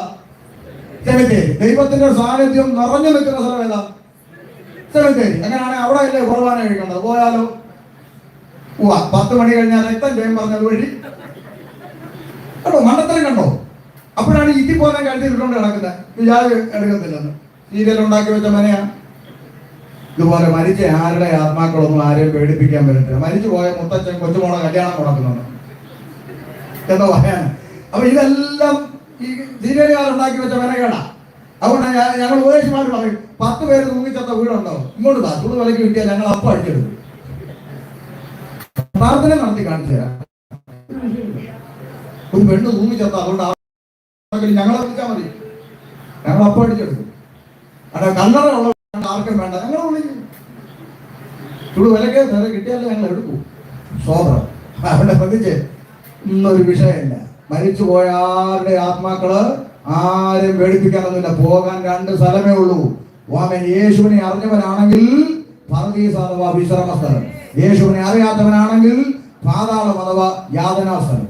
ഇത് 2 സ്വർഗവും നരകവും അല്ല കേട്ടോ. അങ്ങനെ പഠിച്ചിരിക്കുന്നവരും ഉണ്ട്. സ്വർഗവും നരകവും ഒന്നും അല്ല. സ്വർഗത്തിലോട്ടും നരകത്തിലോട്ടും തള്ളുന്ന വെളിപ്പാട് 20:12 ന്യായവിധി കഴിഞ്ഞിട്ടാ. അത് ഈ പറയപ്പെട്ടടുത്ത് കിടക്കും. ഇതിന്റെ ഇടയ്ക്ക് മൂന്നാമത്തെ ഒരു ഓപ്ഷൻ ഇല്ല. സ്തോത്രം. മനസ്സിലാകുന്നുണ്ടോ? അപ്പോ മനുഷ്യനെ അവർ ദൈവത്തെ ആരാധിച്ചുകൊണ്ടിരിക്കുമ്പോൾ ഈ ഇരുട്ടിന്റെ ആത്മാവ് മനുഷ്യനെ സൃഷ്ടാവിൽ നിന്ന് തെറ്റിക്കണം. ഇതാണ് ഉദ്ദേശം. അന്ന് ഉദ്ദേശം അതേ ഉള്ളൂ, ഇന്നും ഉദ്ദേശം അതേ ഉള്ളൂ. മനുഷ്യൻ സൃഷ്ടാവിനെ അറിയരുത്. അപ്പൊ കള്ളു പിടിച്ച് നടന്നോട്ടെ പ്രശ്നമില്ല, തുണിയില്ലാതെ ഓടെ കിടന്നോട്ടെ പ്രശ്നമില്ല, മുണ്ട് മടക്ക കുത്തി റോഡിൽ നിന്ന് തെറി വിളിക്കേണ്ട ഒരു പ്രശ്നവുമില്ല. ഇതിനൊന്നും സമൂഹത്തിൽ ആർക്കും ഒരു പ്രശ്നവുമില്ല, അല്ലേ? പിന്നെ അടൂർ പഞ്ചായത്ത് സ്റ്റേഡിയത്തിൽ ചുംബന സമരം ആർക്കും പ്രശ്നമില്ല, ആർക്കും പ്രശ്നമില്ല. കാണാൻ പഞ്ചായത്തിലുള്ളവർ മുഴുവൻ വരികയും ചെയ്യും. എന്നാൽ അപ്പുറത്തോട്ടടുത്ത് മാറി ഇന്നൊരു മൈക്കും പിടിച്ച് ചുംബിക്കല്ലേ അത് പാപമാണെന്ന് പറഞ്ഞാലും അവനെ കാലെ വാരിപ്പിന്റെ ഉള്ളതല്ലേ പറഞ്ഞേ. അപ്പോ ലോകത്തിന്റെ ആഗ്രഹം ഇത്രയേ ഉള്ളൂ, മനുഷ്യൻ സൃഷ്ടാവിനെ അറിയരുത്, നല്ലതായി ജീവിക്കരുത്. മനസ്സിലായോ? ദൈവത്തെ അറിയരുത്, പകരം ദൈവത്തിൽ നിന്ന് അകറ്റിക്കൊണ്ടു പോവുക. അപ്പൊ സൃഷ്ടാവിൽ നിന്ന് സൃഷ്ടിയായ മനുഷ്യനെ അകറ്റാൻ ഇവൻ അവിടെ തെരഞ്ഞെടുത്ത ഒരു ശരീരമാണ് ദൈവം സൃഷ്ടിച്ച സകല കാട്ടുജന്തുക്കളിലും പാമ്പ് കൗശലക്കാരൻ. അപ്പൊ അതിനെ സൃഷ്ടിച്ചത് ആരാ? ദൈവം. അതിന് ഇച്ചിരി താലന്ത് കൊടുത്തു, ഇച്ചിരി കൗശല ബുദ്ധി ഉള്ളവരാക്കി കൊടുത്തു ദൈവം. പക്ഷെ പ്രശ്നം എന്താന്ന് ചോദിച്ചാൽ ഈ കൊടുത്ത താലന്ത് അത് കൊടുത്ത ദൈവത്തിന് വേണ്ടി അല്ല ഉപയോഗിച്ചത്, ഇരുട്ടിന് വേണ്ടി ഉപയോഗിച്ചു. ഇന്നും വിശ്വാസികൾ ശ്രദ്ധിച്ചോണം കേട്ടോ. മക്കൾക്ക് ദൈവം കഴിവ് കൊടുത്തിട്ടുണ്ടെങ്കിൽ അത് തന്ന ദൈവത്തിന് വേണ്ടി പ്രയോജനപ്പെടും. കൊച്ചിന് പാടാൻ ദൈവം കഴിവ് കൊടുത്തെങ്കിൽ അത് തന്ന ദൈവത്തിന് വേണ്ടി പാടണം. പ്ലാറ്റിനം കാരണം പാടുന്നവനൊക്കെ കൺവെൻഷൻ എന്ന് പറഞ്ഞാൽ ഇവിടെ നമ്മുടെ കൺവെൻഷന് കണ്ടിട്ടെല്ലാം പാടി നടക്കുന്നു. അപ്പുറത്ത് പോയി അവിടെ മൂപ്പിച്ചിട്ട് കൺവെൻഷൻ ആകുമ്പോൾ ഇവിടെ വന്നിട്ട് ലോകം വേണ്ട എനിക്കൊന്ന്. അടുത്ത ആഴ്ച പിന്നെ മറ്റേ റിയാലിറ്റി ഷോയിൽ നിന്ന് അങ്ങനെയൊക്കെ പോയാണോ നമ്മുടെ കാര്യം പറയുമ്പോൾ മിണ്ടുകയല്ല. നമ്മുടെ കുഞ്ഞുങ്ങൾക്ക് ദൈവം താലന്ത് കൊടുത്തിട്ടുണ്ടെങ്കിൽ അത് തന്ന ദൈവത്തിന് വേണ്ടി പ്രയോജനപ്പെടും. സ്തോത്രം. അപ്പോ ഈ ഇരുട്ടിന്റെ ആത്മാവ് തെരഞ്ഞെടുത്തത് ഈ പാമ്പിനെ. എന്നിട്ട് നേരെ തോട്ടത്തിൽ കയറി കൊച്ചു വർത്താനം വിവരിക്കാൻ സമയമില്ല. കൊച്ചു വർത്താനം പറഞ്ഞു, മനുഷ്യനെ സൃഷ്ടാവിൽ നിന്ന് അകറ്റുക എന്നുള്ള ശത്രുവിന്റെ ഉദ്ദേശം വിജയിച്ചു. സൃഷ്ടാവിൽ നിന്ന് മനുഷ്യനെ അകറ്റിക്കളയുവാൻ ദൈവം മനുഷ്യനോട് കഴിയരുതെന്ന് പറഞ്ഞ വൃക്ഷഫലം അവരെ കൊണ്ട് കഴിപ്പിച്ചു. മനുഷ്യൻ സൃഷ്ടാവിൽ നിന്ന് അകന്നു, അവൻ പാപത്തിൽ വീണു. ഇതാണ് ബൈബിളിന്റെ ഒന്നാം ഘട്ടം. ഇത്രയും ഞാൻ പറയുമ്പോൾ മിനിമം 3 ചോദ്യം പൊതുസമൂഹം തിരിച്ചു ചോദിക്കാൻ സാധ്യതയുണ്ട്. ആ 3 ചോദ്യത്തിന്റെ ഉത്തരം പറഞ്ഞ് അവസാനിപ്പിക്കാൻ സമയമുള്ളൂ. അതുകൊണ്ട് ആ 3 ചോദ്യം ഇങ്ങോട്ട് വന്നിട്ടുണ്ട്. അതുകൊണ്ടാണ് പറയുന്നത്. ഒന്ന്, അത് ശരി ഷമീറെ, അപ്പൊ പണ്ടങ്ങാണ്ട് ഒരു ആന്റി ഒരു ആപ്പിൾ തിന്നാനാണോ ഇത്രയും വലിയ പ്രശ്നം? പണ്ടങ്ങാണ്ട് ഒരു ആന്റി ഒരു ആപ്പിൾ തിന്നു, കെട്ടിയവനോട് സ്നേഹമുള്ളവളായതുകൊണ്ട് ഇച്ചിരി കെട്ടിയവനും കൊടുത്തു. അതിനിപ്പോ ഇത്രയും വലിയ വിഷയം ഉണ്ടാക്കേണ്ട കാര്യം എന്താ? ഇതാണോ ഇത്രയും വലിയ പാപം? അപ്പൊ പാപം എന്ന് പറഞ്ഞാൽ പലരും വിചാരിച്ചിരിക്കുന്ന എന്താ, ഒരു പഴം തിന്നതാണോ പാപം? ആപ്പിൾ എന്ന് പറഞ്ഞൊന്നും ബൈബിളിലില്ല. പക്ഷെ പലരും ഇതിനെ എന്താക്കി വെച്ചേക്കുവാ, ആ ആപ്പിൾ ഇരിക്കട്ടെ നല്ലതാ, അതുകൊണ്ട് ആ പലരുടെയും പോക്കറ്റിൽ പകുതി കടിച്ച ആപ്പിൾ ഇരിക്കുന്നത്. അപ്പൊ ശ്രദ്ധിച്ചേ. അപ്പോ ഒരു പഴം തിന്നതാണോ പാപം എന്നാ ചോദിക്കുക, ഒരു ചോദ്യം. രണ്ടാമത്തെ ചോദ്യം, ഇനിയിപ്പം അങ്ങനെ പഴം തിന്നതാണ് പാപമൊക്കെ ആയിക്കോട്ടെ, അങ്ങനെയാണെങ്കിൽ നിങ്ങൾ പിന്നെ ക്രിസ്ത്യാനികളൊക്കെ ഭാവിയായാൽ പോലെ ഞങ്ങൾ ഈ ഹിന്ദുക്കളെ മുസ്ലിങ്ങളെയും കൂടെ ചേർത്ത് ഭാവി എന്ന് വിളിക്കുന്നത് എന്തിനാ? രണ്ടാമത്തെ ചോദ്യം. 3, ഇനിയിപ്പം അങ്ങനെ ആണെങ്കിൽ തന്നെ ആദമോ ഹവ്വയും അല്ലേ അത് ചെയ്തത്? അതിന്റെ പേരിൽ ഒരു തെറ്റും ചെയ്യാത്ത ബാക്കിയുള്ള മനുഷ്യരൊക്കെ ഭാവിയാണെന്ന് പറയുന്നതൊക്കെ പല യുക്തിക്ക് നിരക്കുന്നതാണോ? 3 ചോദ്യം. 3ന്റെ ഉത്തരം പറയാൻ പോവാ. 1, പണ്ടങ്ങാണ്ട് ഒരു ആന്റി ഒരു പഴം തിന്നതാണോ ഉപദേശി? പാപം അല്ല, ഒരു പഴം തിന്നതല്ല പാപം. പിന്നെന്താ? ഒന്ന് ശ്രദ്ധിച്ചാട്ടെ. ഈ 2 കുടുംബക്കാർ തമ്മിൽ അതിര് തർക്കം ഉണ്ടാവുന്നു എന്ന് ചിന്തിക്കുക. വസ്തു തർക്കം. 2 വീട്ടുകാരും മുറ്റത്തിറങ്ങി അങ്ങോട്ടും ഇങ്ങോട്ടും ചീത്ത വിളിയായി ബഹളമായി അടിയായി. നാട്ടുകാർ സ്വാഭാവികമായിട്ടും ആരെ വിളിക്കും? പോലീസിനെ വിളിക്കും. പോലീസ് വന്നു, പിന്നെ ഒന്ന് സമാധാനിപ്പിക്കാൻ നോക്കി, രക്ഷയില്ല. 2 പേരും അടുക്കുന്നില്ല. അതുകൊണ്ട് പറഞ്ഞു, ചേട്ടാ എന്റെ പൊന്നു ചേട്ടാ, ഇതൊന്നും ആരും മേപ്പോട്ട് കൊണ്ടുപോകത്തില്ല, ഒന്ന് ക്ഷമിക്കുന്നു. എന്റെ അതിര് തോണ്ടിയിട്ട് ക്ഷമിക്കാനോ? സാറ് പോവും, പുറത്ത് വന്ന് അമ്മയ്ക്കോട് അമ്മച്ചെങ്കിലും ഒന്ന് ക്ഷമിക്കും. ഒന്നുമില്ലെങ്കിൽ നിങ്ങൾ പ്രാർത്ഥിക്കുന്നവരല്ലേ, മണ്ണെ പ്രതി മാണിക്യം വേണ്ടി യോഗില്ല, അത് വേറെ മണ്ണ് ഇത് വേറെ മാണിക്യം, അങ്ങോട്ട് പോകാറെന്ന് പറഞ്ഞു. അമ്മച്ചിയും കേൾക്കുകയില്ല. അവസാനം എന്താ പിന്നെ പോലീസ് പറഞ്ഞു, കേസെടുക്കട്ടെ. ആ കേസെടുക്കും. എന്നാ പിന്നെ റവന്യൂ വകുപ്പിനെ വിളിച്ചു, കേസ് എടുക്കട്ടെ, ഇനി കോടതി വിധി വരുന്നവരെ ഇവിടെ തമ്മിലടിക്കല്. കേട്ടു എന്നാണ് മത്തായുടെ കടയിൽ നിന്ന് 2 രൂപയുടെ വള്ളിക്കിഴഞ്ഞ് മേടിച്ചോണ്ട് വരിക, 2 രൂപയുടെ ഇടക്കയറ് മേടിച്ച് കുറ്റി അടിച്ച് വലിച്ചു തിരിച്ചെല്ലാം കെട്ടിച്ച് പറഞ്ഞു, ഇനി കോടതി വിധി വരുന്നവരെ ഇവിടെ തമ്മിലടിക്കല്. പോലീസും പോയി, റവന്യൂ പോയി. 5 മിനിറ്റ് കഴിഞ്ഞപ്പോൾ ഇതിൽ ഒരു വീട്ടിലെ ചെറുക്കൻ തല തെറിച്ചവൻ അവനൊരു പിച്ചാത്തി എടുത്തോണ്ട് ഇങ്ങോട്ടിറങ്ങി. അവന്മാരുടെ ഒരു കയറ് കെട്ടി വെച്ചിട്ട് പോയിരുന്നു. കയറ് മുറിച്ചങ്ങളഞ്ഞു. ഇതറിഞ്ഞ പോലീസ് വേണ്ടി തിരിച്ചു വരും. ആരുടെ കയറ് മുറിച്ചത്? ഉണ്ടല്ലോ അവനാ സാർ, ഇങ്ങോട്ട് വളാന്ന് പറഞ്ഞ് പിടിച്ചു. അവന്റെ ചെവിക്കലിനിട്ട് ഒരു അടി കൊടുത്തു. കേരള ജീപ്പിലെന്നും പറഞ്ഞെടുത്ത് അങ്ങോട്ടിട്ടു. ശ്രദ്ധിച്ചോണേ, ഇത് കണ്ട് ഒരമ്മച്ചി അവിടെ മുറുകിക്കൊണ്ടിരിപ്പുണ്ട്. അമ്മച്ചി പറയുക, അയ്യോ എന്തൊരടി ആ കൊച്ചിനെ ഇട്ട് അടിക്കുന്നത്, 2 രൂപയുടെ കയറ് മുറിച്ച് ഇങ്ങനെ ഇട്ട് അടിക്കണോ? നിങ്ങൾക്കെന്തോ മനസ്സിലായി? 2 രൂപയുടെ കയറ് മുറിച്ചാല് ഇങ്ങനെ ഇട്ട് അടിക്കണോ? വേണ്ട, മത്താടെ കടയിൽ തൂങ്ങി കിടക്കുന്ന ഇഷ്ടം പോലെ കയറ്. ഞാൻ വേണേ 10 രൂപ തരാം, 5 വള്ളി കയറ് മേടിച്ച് കെട്ടാം, എന്നിട്ട് ആ കൊച്ചിനെ അങ്ങ് വിട്ടേക്കെന്ന്. ഞാൻ നിങ്ങളോട് ചോദിക്കുക, ഒരു വണ്ടി കയറ് പകരം മേടിച്ചു കൊടുത്താൽ കൊച്ചിനെ വിടുക? 2 രൂപയുടെ കയറ് മുറിച്ചതല്ല കുഞ്ഞെ വിഷയം, നിയമലംഘനം നടന്നു. കിട്ടിയോ? 2 രൂപയുടെ കയറ് മുറിച്ചതല്ല നിയമം, അവൻ നിയമലംഘനം നടന്നു എന്നുള്ളതാണ് പ്രശ്നം. ഇനി എന്ത് ചെയ്യണം? ഇനി ഭരണഘടനയിൽ എഴുതപ്പെട്ടിരിക്കുന്ന നടപടികൾ അനുസരിച്ച് ജാമ്യമെടുത്ത് പുറത്തു വരുന്നതാണ് ഈ ലോകത്തിന്റെ നിയമമെങ്കിൽ, ആകാശം മാറിയാലും ഭൂമി ഒഴിഞ്ഞു പോയാലും വള്ളി മാറ്റം വരാത്ത സ്വർഗത്തിലെ ദൈവത്തിന്റെ നിയമം, പാപത്തിന്റെ ശമ്പളം മരണം. പാപം ചെയ്യുന്ന ദേഹി മരിക്കണം. മരണം എന്ന പ്രോസസ്സിലൂടെ മനുഷ്യൻ കടന്നുപോയേ മതിയാകൂ. അത് ദൈവം നിയമിച്ചു. മനസ്സിലാകുന്നുണ്ടോ? കേവലം ഒരു ഫലം തിന്നതല്ല കുഞ്ഞമ്മേ പാപം. സൃഷ്ടാവ് ചെയ്യരുതെന്ന് പറഞ്ഞ നിയമം മനുഷ്യൻ ലംഘിച്ചു. ഏകനാൽ പാപവും പാപത്താൽ മരണവും ലോകത്തിൽ പ്രവേശിച്ചു. അതുകൊണ്ട് ബൈബിൾ പറയുന്നു, ആദാമ്യ പാപത്താൽ സകല മനുഷ്യരും പാപത്തിലായി. അതുകൊണ്ടാണ് ഞങ്ങൾ മരണ വീട്ടിലും കല്യാണ വീട്ടിലും ഏത് സ്ഥലത്ത് ഉപദേശമാരുടെ മൈക്ക് കൊടുത്താൽ ഉപദേശമാർ വിളിച്ചു പറയും, മനുഷ്യ നീ പാപിയാണ്, നീ പാപമോചനം പ്രാപിക്കണം. ഇത് കേൾക്കുമ്പോ കമ്പ്യൂട്ടർ പിള്ളേര് ചിരിക്കുക, യുവന്മാർക്ക് ഇതുവരെ നേരം വെളുത്തിട്ടില്ലെന്ന് നമ്മളെ നോക്കി. എന്താ, മനുഷ്യൻ കുടിലിൽ നിന്ന് കൊട്ടാരത്തിലെത്തി, ആകാശത്ത് കൂടെ പറക്കാൻ തുടങ്ങി, ചൊവ്വായിലും വ്യാഴത്തിലും വീട് വെക്കാൻ പോകുന്നു. UK ഇരിക്കുന്ന മലയാളി ചന്ദ്രനിൽ 30 ഏക്കർ വസ്തു മേടിച്ചു. എന്തെല്ലാം മാറ്റങ്ങൾ, കണ്ടുപിടുത്തങ്ങൾ ഇവിടെ ഉണ്ടായി. കൽക്കരിയുടെ ട്രെയിൻ മാറി വന്ദേ ഭാരത് ആയിട്ടും ഉപദേശിമാർക്ക് ഇതുവരെ നേരം വെളുത്തിട്ടില്ല. ഇവരിപ്പോഴും പറഞ്ഞുകൊണ്ടിരിക്കുന്ന മനുഷ്യൻ ഭാവിയാന്ന്. പിള്ളേര് ചിരിക്കുക. എടാ മക്കളെ, ചിരിക്കാൻ വരട്ടെ. ഒരു ചോദ്യം അങ്ങോട്ട് ചോദിക്കാം. മനുഷ്യൻ കുടിലിൽ നിന്ന് കൊട്ടാരത്തിലെത്തി, സമ്മതിച്ചു. ചൊവ്വായിലും വ്യാഴത്തിലും വീട് വെക്കാൻ കണ്ടുപിടിക്കുന്നു, സമ്മതിച്ചു. ചന്ദ്രനെ കാലുകുത്തി, സമ്മതിക്കുന്നു. വസ്തു മേടിച്ചു, സമ്മതിക്കുന്നു. പിന്നെ ആകാശത്തൂടെ പറക്കുന്നു, സമ്മതിച്ചു. കൽക്കരി ട്രെയിൻ മാറി വന്ദേ ഭാരത് ആയതും ഷമീർ പാസ് സമ്മതിച്ചു. പക്ഷെ ഒരൊറ്റ ചോദ്യം, കൽക്കരി ആയിക്കോട്ടെ വന്ദേ ഭാരത് ആയിക്കോട്ടെ, രണ്ടും ട്രെയിനാ. ഈ ട്രെയിനിന്റെ അകത്ത് ടോയ്ലറ്റ് എന്ന് പറഞ്ഞൊരു സംവിധാനമുണ്ട്, ഇല്ലേ? നാട്ടുഭാഷയിൽ പറഞ്ഞാൽ കക്കൂസ്, ടോയ്ലറ്റ്. ഈ ടോയ്ലറ്റിന്റെ അകത്ത് 50 രൂപയുടെ സ്റ്റീൽ കപ്പ് ഇപ്പോഴും ചങ്ങല കിട്ടാതിരിക്കുന്നു. ഉള്ളത് സംശയമുണ്ടോ? അടുത്ത ആഴ്ച ട്രെയിൻ യാത്ര ചെയ്ത് നോക്കാം. ട്രെയിനിന്റെ അകത്ത്, ടോയ്ലറ്റിന്റെ അകത്ത് ഇരിക്കുന്ന 50 രൂപയുടെ സ്റ്റീൽ കപ്പ് ഇപ്പോഴും നല്ലൊരു ചങ്ങല കിട്ടാണ് അവിടെ വെച്ചിരിക്കുന്നത്. എന്താ കാര്യം എന്ന് ചോദിച്ചാൽ സിമ്പിളാ. തരം കിട്ടിയാൽ കക്കൂസ് എന്ന് കപ്പടിച്ചോണ്ട് പോകുന്നവർ ഇവിടെ ഉണ്ടെന്ന്. മനസ്സിലായോ? വല്ലോ ഇവിടെ കിട്ടിയോ? മാറ്റങ്ങളെല്ലാം ഉണ്ടായി. പക്ഷെ ഇത് മാറിയിട്ടില്ല. നാളെ രാവിലെ ഏഴംകുളത്ത് SBI ബാങ്കിലോട്ട് ചെല്ല്, 5 രൂപയുടെ ലെക്സി പേന 100 കൊണ്ട് കെട്ടി തൂണയിലിട്ടേക്കും. അതെന്നാ, ബാങ്കിൽ ഒന്നുകിൽ കാശ് ഇടാൻ അല്ലെങ്കിൽ എടുക്കാൻ. മാന്യന്മാര് വരുന്ന ഇടത്ത് 5 രൂപയുടെ പേന 100 കെട്ടിയിട്ടിരിക്കുന്ന എന്തിനാന്ന് ചോദിച്ചാൽ, തരം കിട്ടിയാൽ 5 രൂപയുടെ പേന അടിച്ചുകൊണ്ട് പോകുന്നവനും ഇവിടെ ഉണ്ട്.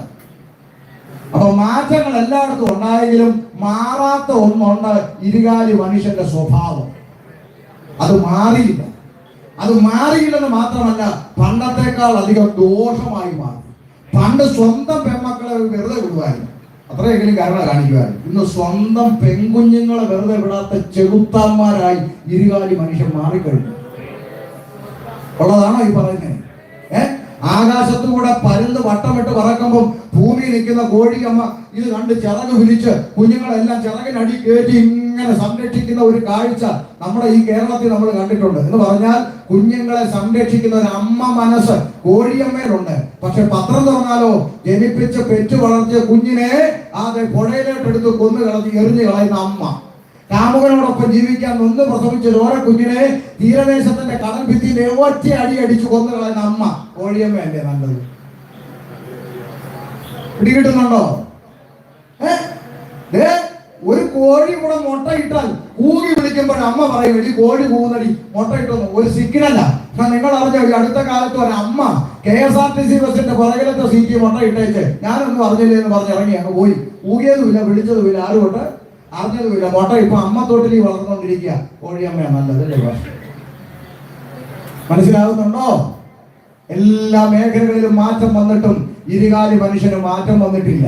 പണ്ട് കാലത്ത് കേട്ടുകേൾവി പോലും ഇല്ലാത്ത ക്രൂരകൃത്യങ്ങളാണ് ഇന്ന് നമ്മുടെ കൺമുമ്പിൽ ഓരോ ദിവസവും കേട്ടുകൊണ്ടിരിക്കുന്നത്. അർത്ഥാൽ ഒറ്റ ഉത്തരമേ ഉള്ളൂ, മനുഷ്യൻ പാപത്തിലാണ്. വേദപുസ്തകത്തിന്റെ പ്രഖ്യാപനമാണ് ഇന്നും സംഭവിച്ചുകൊണ്ടിരിക്കുന്നത്. മനുഷ്യൻ പാപത്തിലാണ്. ഇവിടെ നിയമ സംവിധാനങ്ങളുണ്ട്, പോലീസ് സംവിധാനമുണ്ട്, ഇരട്ടച്ചങ്കുള്ള നേതാവ് ഭരിക്കുന്നു. പക്ഷെ ഇവിടുത്തെ കുറ്റകൃത്യങ്ങൾ എന്തുകൊണ്ട് കുറയുന്നില്ല എന്ന് മിനിമം തലച്ചോറുള്ളവരെന്ന് ചിന്തിച്ചാൽ ഉത്തരം കിട്ടും. പാപത്തെ അറസ്റ്റ് ചെയ്യാനുള്ള സംവിധാനം പോലീസിനില്ല. പാപം ഒരു മനുഷ്യനായിരുന്നെങ്കിൽ അതിനെ അറസ്റ്റ് ചെയ്ത് ജയിലിൽ ഇട്ട് നാട് രക്ഷിക്കായിരുന്നു. കഴിയത്തില്ല. പാപം ഒരു വൃക്ഷമായിരുന്നു വെട്ടിക്കളഞ്ഞ് നാട് രക്ഷിക്കാൻ പറ്റത്തില്ല. പാപം ഒരു വസ്തുവായിരുന്നു കഴിച്ച് പെട്രോൾ ഒഴിച്ച് കത്തിച്ച് അതിന്റെ ചാരമെടുത്ത് പമ്പയിലോ കാവേരിയിലോ കൊണ്ടൊഴുക്കി നാട് രക്ഷിക്കാൻ പറ്റത്തില്ല. എന്തുകൊണ്ടെന്ന് ചോദിച്ചാൽ ഇന്നൊരു ദേശത്തോട് ഇന്ന് രാത്രി പറയാം, വെട്ടിക്കളയാൻ കഴിയുന്ന വൃക്ഷമല്ല പാവം, കത്തിച്ചു കളയാൻ കഴിയുന്ന വസ്തുവല്ല പാവം, അറസ്റ്റ് ചെയ്യാൻ കഴിയുന്ന ഒരു മനുഷ്യനല്ല പാവം. മനുഷ്യന്റെ ഹൃദയക്കൂടിനകത്ത് കൂടിയിരിക്കുന്ന അദൃശ്യമായ ഇരുട്ട് പാപം. ഇതവനെ കൺട്രോൾ ചെയ്തുകൊണ്ടിരിക്കുകയാണ് മനുഷ്യൻ. ഇതാണ് വേദപുസ്തകം പഠിപ്പിക്കുന്നത്. അപ്പൊ രണ്ടാമത്തെ ചോദ്യം, ആദമോവയും പാപം ചെയ്തതിന്റെ പേരിൽ ഒരു തെറ്റും ചെയ്യാത്ത ബാക്കിയുള്ള മനുഷ്യരൊക്കെ എങ്ങനെ പാപിയാകുമെന്ന് ചോദിച്ചാൽ ഒരു സിമ്പിൾ ഒരു ചോദ്യം അങ്ങോട്ട് തിരിച്ചു ചോദിക്കണം. എന്താ? ഈ HIV എന്ന് പറയുന്ന മാരകമായ രോഗമുണ്ട്, എയ്ഡ്സ്. ഈ HIV രോഗം ബാധിച്ച അപ്പനും അമ്മയ്ക്കും ജനിക്കുന്ന കുഞ്ഞാരായിരിക്കും? എയ്ഡ്സ് രോഗി. ഈ ചോരക്കുഞ്ഞ് എന്ത് തെറ്റാ ചെയ്തെന്നൊന്ന് പറഞ്ഞേ. ചോരക്കുഞ്ഞ് വ്യഭിചാരം ചെയ്തോ? ഇല്ല. ചോരക്കുഞ്ഞ് ബ്ലഡ് സ്വീകരിച്ചോ? ഇല്ല. ചോരക്കുഞ്ഞ് തൊട്ടിലേക്ക് കിടന്ന് എയ്ഡ്സ് രോഗിയുടെ ബ്ലേഡ് എടുത്ത് വെച്ച് ആവർത്തത്തിൽ ഷേവ് ചെയ്തു? ഒന്നും ചെയ്തില്ല. പിന്നെ അങ്ങനെ കുഞ്ഞു രോഗിയായി. ഒറ്റ ഉത്തരം, അപ്പനും അമ്മയും വഴിവിട്ട് ജീവിച്ചതിന്റെ ഫലം. ഒരു തെറ്റും ചെയ്യാത്ത ഒരു കുഞ്ഞ് ഒരു ജന്മം മുഴുവൻ അനുഭവിച്ചു തീർക്കുന്നത് ഇവിടുത്തെ ഡിഗ്രി അംഗീകരിക്കുന്നു, ഇവിടുത്തെ സയൻസ് അംഗീകരിക്കുന്നു, ഇവിടുത്തെ ബുദ്ധിരാക്ഷസന്മാർ അംഗീകരിക്കുന്നു. കാരണം എന്താ? അവർക്കൊരു ഉത്തരം പറയാനുണ്ട്. എന്താ? അത് രക്തം മുഖേന വന്നതല്ലേ തലമുറയിലേക്ക്? ആണല്ലോ. അങ്ങനെങ്കിൽ ആദാമ്യ പാപം എങ്ങനെ സകല മനുഷ്യരിലേക്കും വരുമെന്നതിന് ബൈബിൾ പറയുന്ന ഒരു ഉത്തരം വായിക്ക്. അപ്പോസ്തലപ്രവൃത്തി 17:26. ഒന്ന് ഉറക്കെ വായിച്ചോ. അപ്പോസ്തലപ്രവൃത്തി 17:26.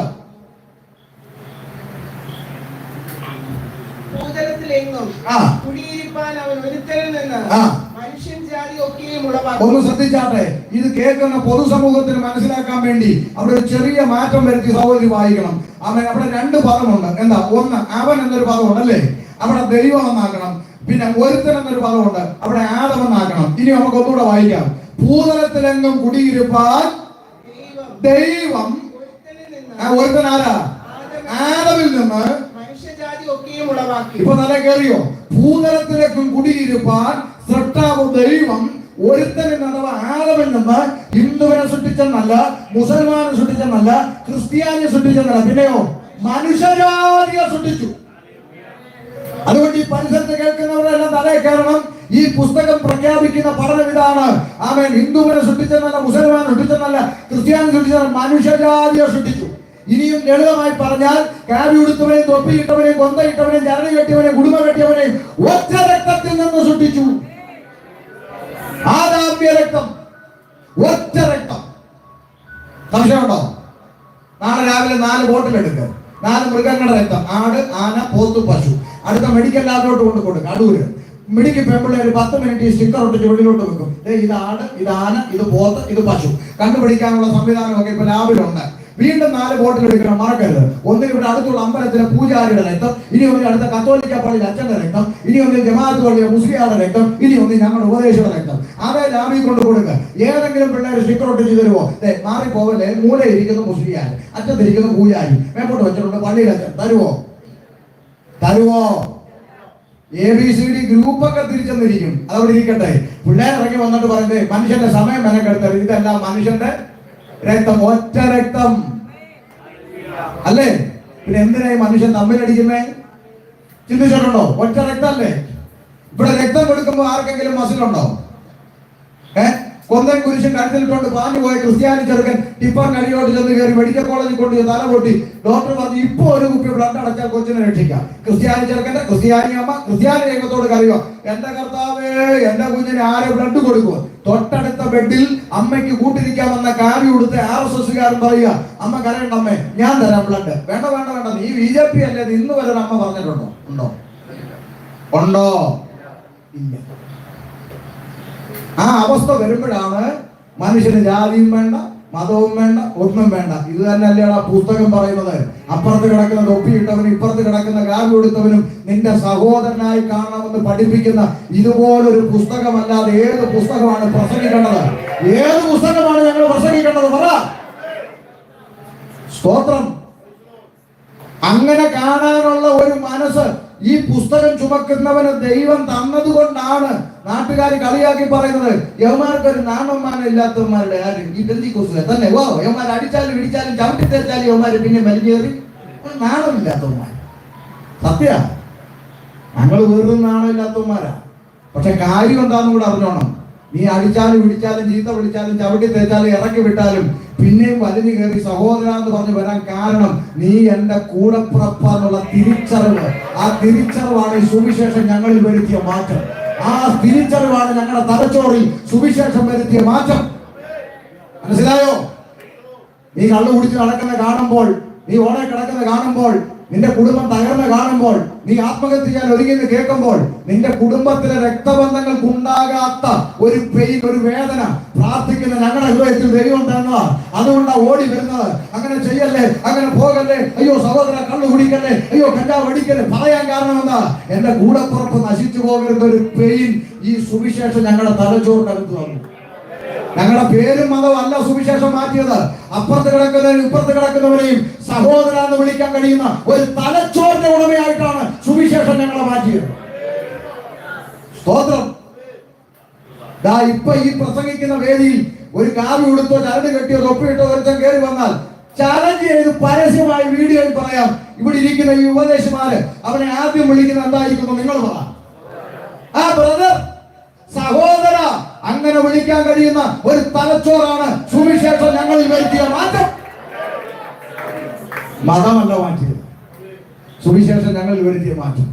സകല മനുഷ്യരെ ഒന്നുപോലെ കാണാൻ, ഒന്നുപോലെ സ്നേഹിക്കാൻ, ബ്രദറെ വിളിക്കാൻ, സിസ്റ്ററെ വിളിക്കാൻ, സഹോദരനെ വിളിക്കാൻ കഴിയുന്ന ഒരു തലച്ചോറിന്റെ ആ മാറ്റമാണ് ലോകത്തിന് വേണ്ടത്. ആ മാറ്റം വരുത്താൻ കഴിയുന്ന ഒരു സന്ദേശം അത് സുവിശേഷം മാത്രമേ ഉള്ളൂ. മനസ്സിലാകുന്നുണ്ടോ? ഒറ്റ രക്തത്തിന്റെ ഉടമ. മനസ്സിലായോ? ജാതി മതത്തിന്റെ പേരിൽ തമ്മിലടിക്കുന്ന മനുഷ്യനുണ്ടാകുന്ന തിരിച്ചറിവ് ഇതല്ലേ? ജാതി മതം ഇല്ലാത്ത നിമിഷങ്ങൾ മനുഷ്യന്റെ ജീവിതത്തിൽ വരുമെന്ന് 2 പ്രളയം പഠിപ്പിച്ചിട്ടും മലയാളി പഠിച്ചിട്ടില്ലല്ലോ. നിന്റെ പറമ്പിലെ വെള്ളത്തിനടി എന്റെ പറമ്പിൽ കൂടെ വരുന്നതെന്ന് ചോദിച്ചു വഴക്കുണ്ടാക്കിയ കുഞ്ഞമ്മ ഏതെങ്കിലും പറമ്പിൽ കൂടി വെള്ളം ഒന്ന് പോയാൽ മതി ഈശ്വര നിലവിളിച്ചു. എന്നിട്ട് പഠിച്ചോ? അന്യർ അകത്ത് പ്രവേശിക്കരുത്, പട്ടിയുണ്ട് സൂക്ഷിക്കുക, ബോർഡ് വെച്ചു. വെള്ളം അകത്തോട്ട് കയറി കഴിഞ്ഞപ്പോൾ മക്കളും കൊച്ചുമക്കളും കൂടെ അന്യരെ വിളിച്ചിട്ട് പറയാ, പപ്പയും മമ്മിയും കുടുങ്ങി കിടക്കുന്നു, അന്യര് കയറി രക്ഷിക്കാൻ. അപ്പൊ പട്ടിയൊക്കെ ഒഴുകി പോയെന്നു. വെള്ളമൊക്കെ ഇറങ്ങി കഴിഞ്ഞപ്പോൾ മക്കൾ നാട്ടിൽ വന്ന് മതിലിന് 2 ഘട്ടങ്ങളെ പൊക്കി കെട്ടിയിട്ട് അടുത്ത ബോർഡ് വെച്ചു, അന്യർ അകത്ത് പ്രവേശിക്കരുത്, പുതിയ പട്ടി കൊണ്ട് സൂക്ഷിക്കുക. ഇനി അടുത്ത പ്രളയം വരണം, ഇവന് ബോധം വരാം. മനസ്സിലായോ? നിങ്ങളൊന്ന് ചിന്തിച്ചു നോക്ക്. ദുരന്തം വരുമ്പോൾ മാത്രം ഒന്നിക്കുന്ന ദുരന്തന്മാരായിപ്പോ മലയാളി അല്ലേ? ദുരിതാശ്വാസ ക്യാമ്പിൽ കിടക്കുമ്പോൾ പിന്നെ ബെഡ് വേണ്ട, മെത്ത വേണ്ട, പിന്നെ കട്ടിയുള്ള പുതപ്പ് വേണ്ട, ഷീറ്റ് വേണ്ട, ടാർപ്പായി കിടക്കുകയാണ്. അപ്പുറത്തവന്റെ മുണ്ട് മേടിച്ച് പുതയ്ക്ക് ഒരു മടിയില്ല. അവൻ കഴിക്കുന്ന പഴങ്കഞ്ഞിന്നാണെങ്കിലും കൈയിട്ട് കഴിക്കും, ഒരു പ്രശ്നവും ഇല്ല, ഒരു വിഷയവും. എന്തൊരു സ്നേഹമാണ്. പിന്നെ ഒരുമിച്ചിരിക്കുന്നു, കഥ പറയുന്നു, അതൊക്കെ ഒരു കാലവടി. ഇതെല്ലാം പറഞ്ഞ് സന്തോഷം അല്ലേ? ഭയങ്കര. പിന്നെ പിടിച്ചു കയറ്റുന്നു, പിന്നെ കുഞ്ഞിന് മുതുക് കാണിച്ചു കൊടുക്കുന്നു, പിടിച്ചു കയറ്റുന്നു, കെട്ടി. ഇതൊക്കെ കാണുമ്പോൾ നമുക്കൊരു ചിന്ത വരേണ്ട, ദൈവമേ എന്നും പ്രളയമായിരുന്നെങ്കിൽ കൊള്ളായിരുന്നു.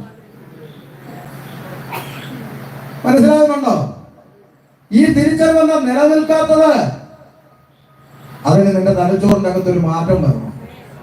സ്തോത്രം. മാറ്റം വരാൻ പറ്റാത്ത എന്തെന്ന് ചോദിച്ചാൽ ആദാമ്യ പാപം സകല മനുഷ്യരിലേക്കും പ്രവേശിച്ചു. ഏകനാൽ പാപവും പാപത്താൽ മരണവും ലോകത്തിൽ പ്രവേശിച്ചു.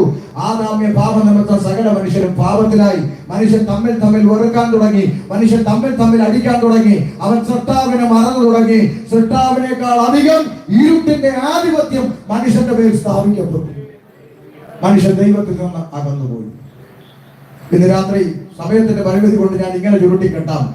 പാപത്തിൽ വീണുപോയ മനുഷ്യവർഗത്തെ ഈ പാപം എന്ന് പറയുന്ന ഇരുട്ടിന്റെ പിടിയിൽ നിന്ന് രക്ഷിച്ചെടുപ്പാൻ സ്വർഗത്തിലെ ദൈവം ഒരു പദ്ധതി ഒരുക്കി. എന്താ? സാക്ഷാൽ ദൈവം, യഹോവയായ ദൈവം, ഏകസത്യ ദൈവം വേഷത്തിൽ മനുഷ്യനായി ലോകത്തിലേക്ക് ഇറങ്ങി വരാൻ തീരുമാനിച്ചു.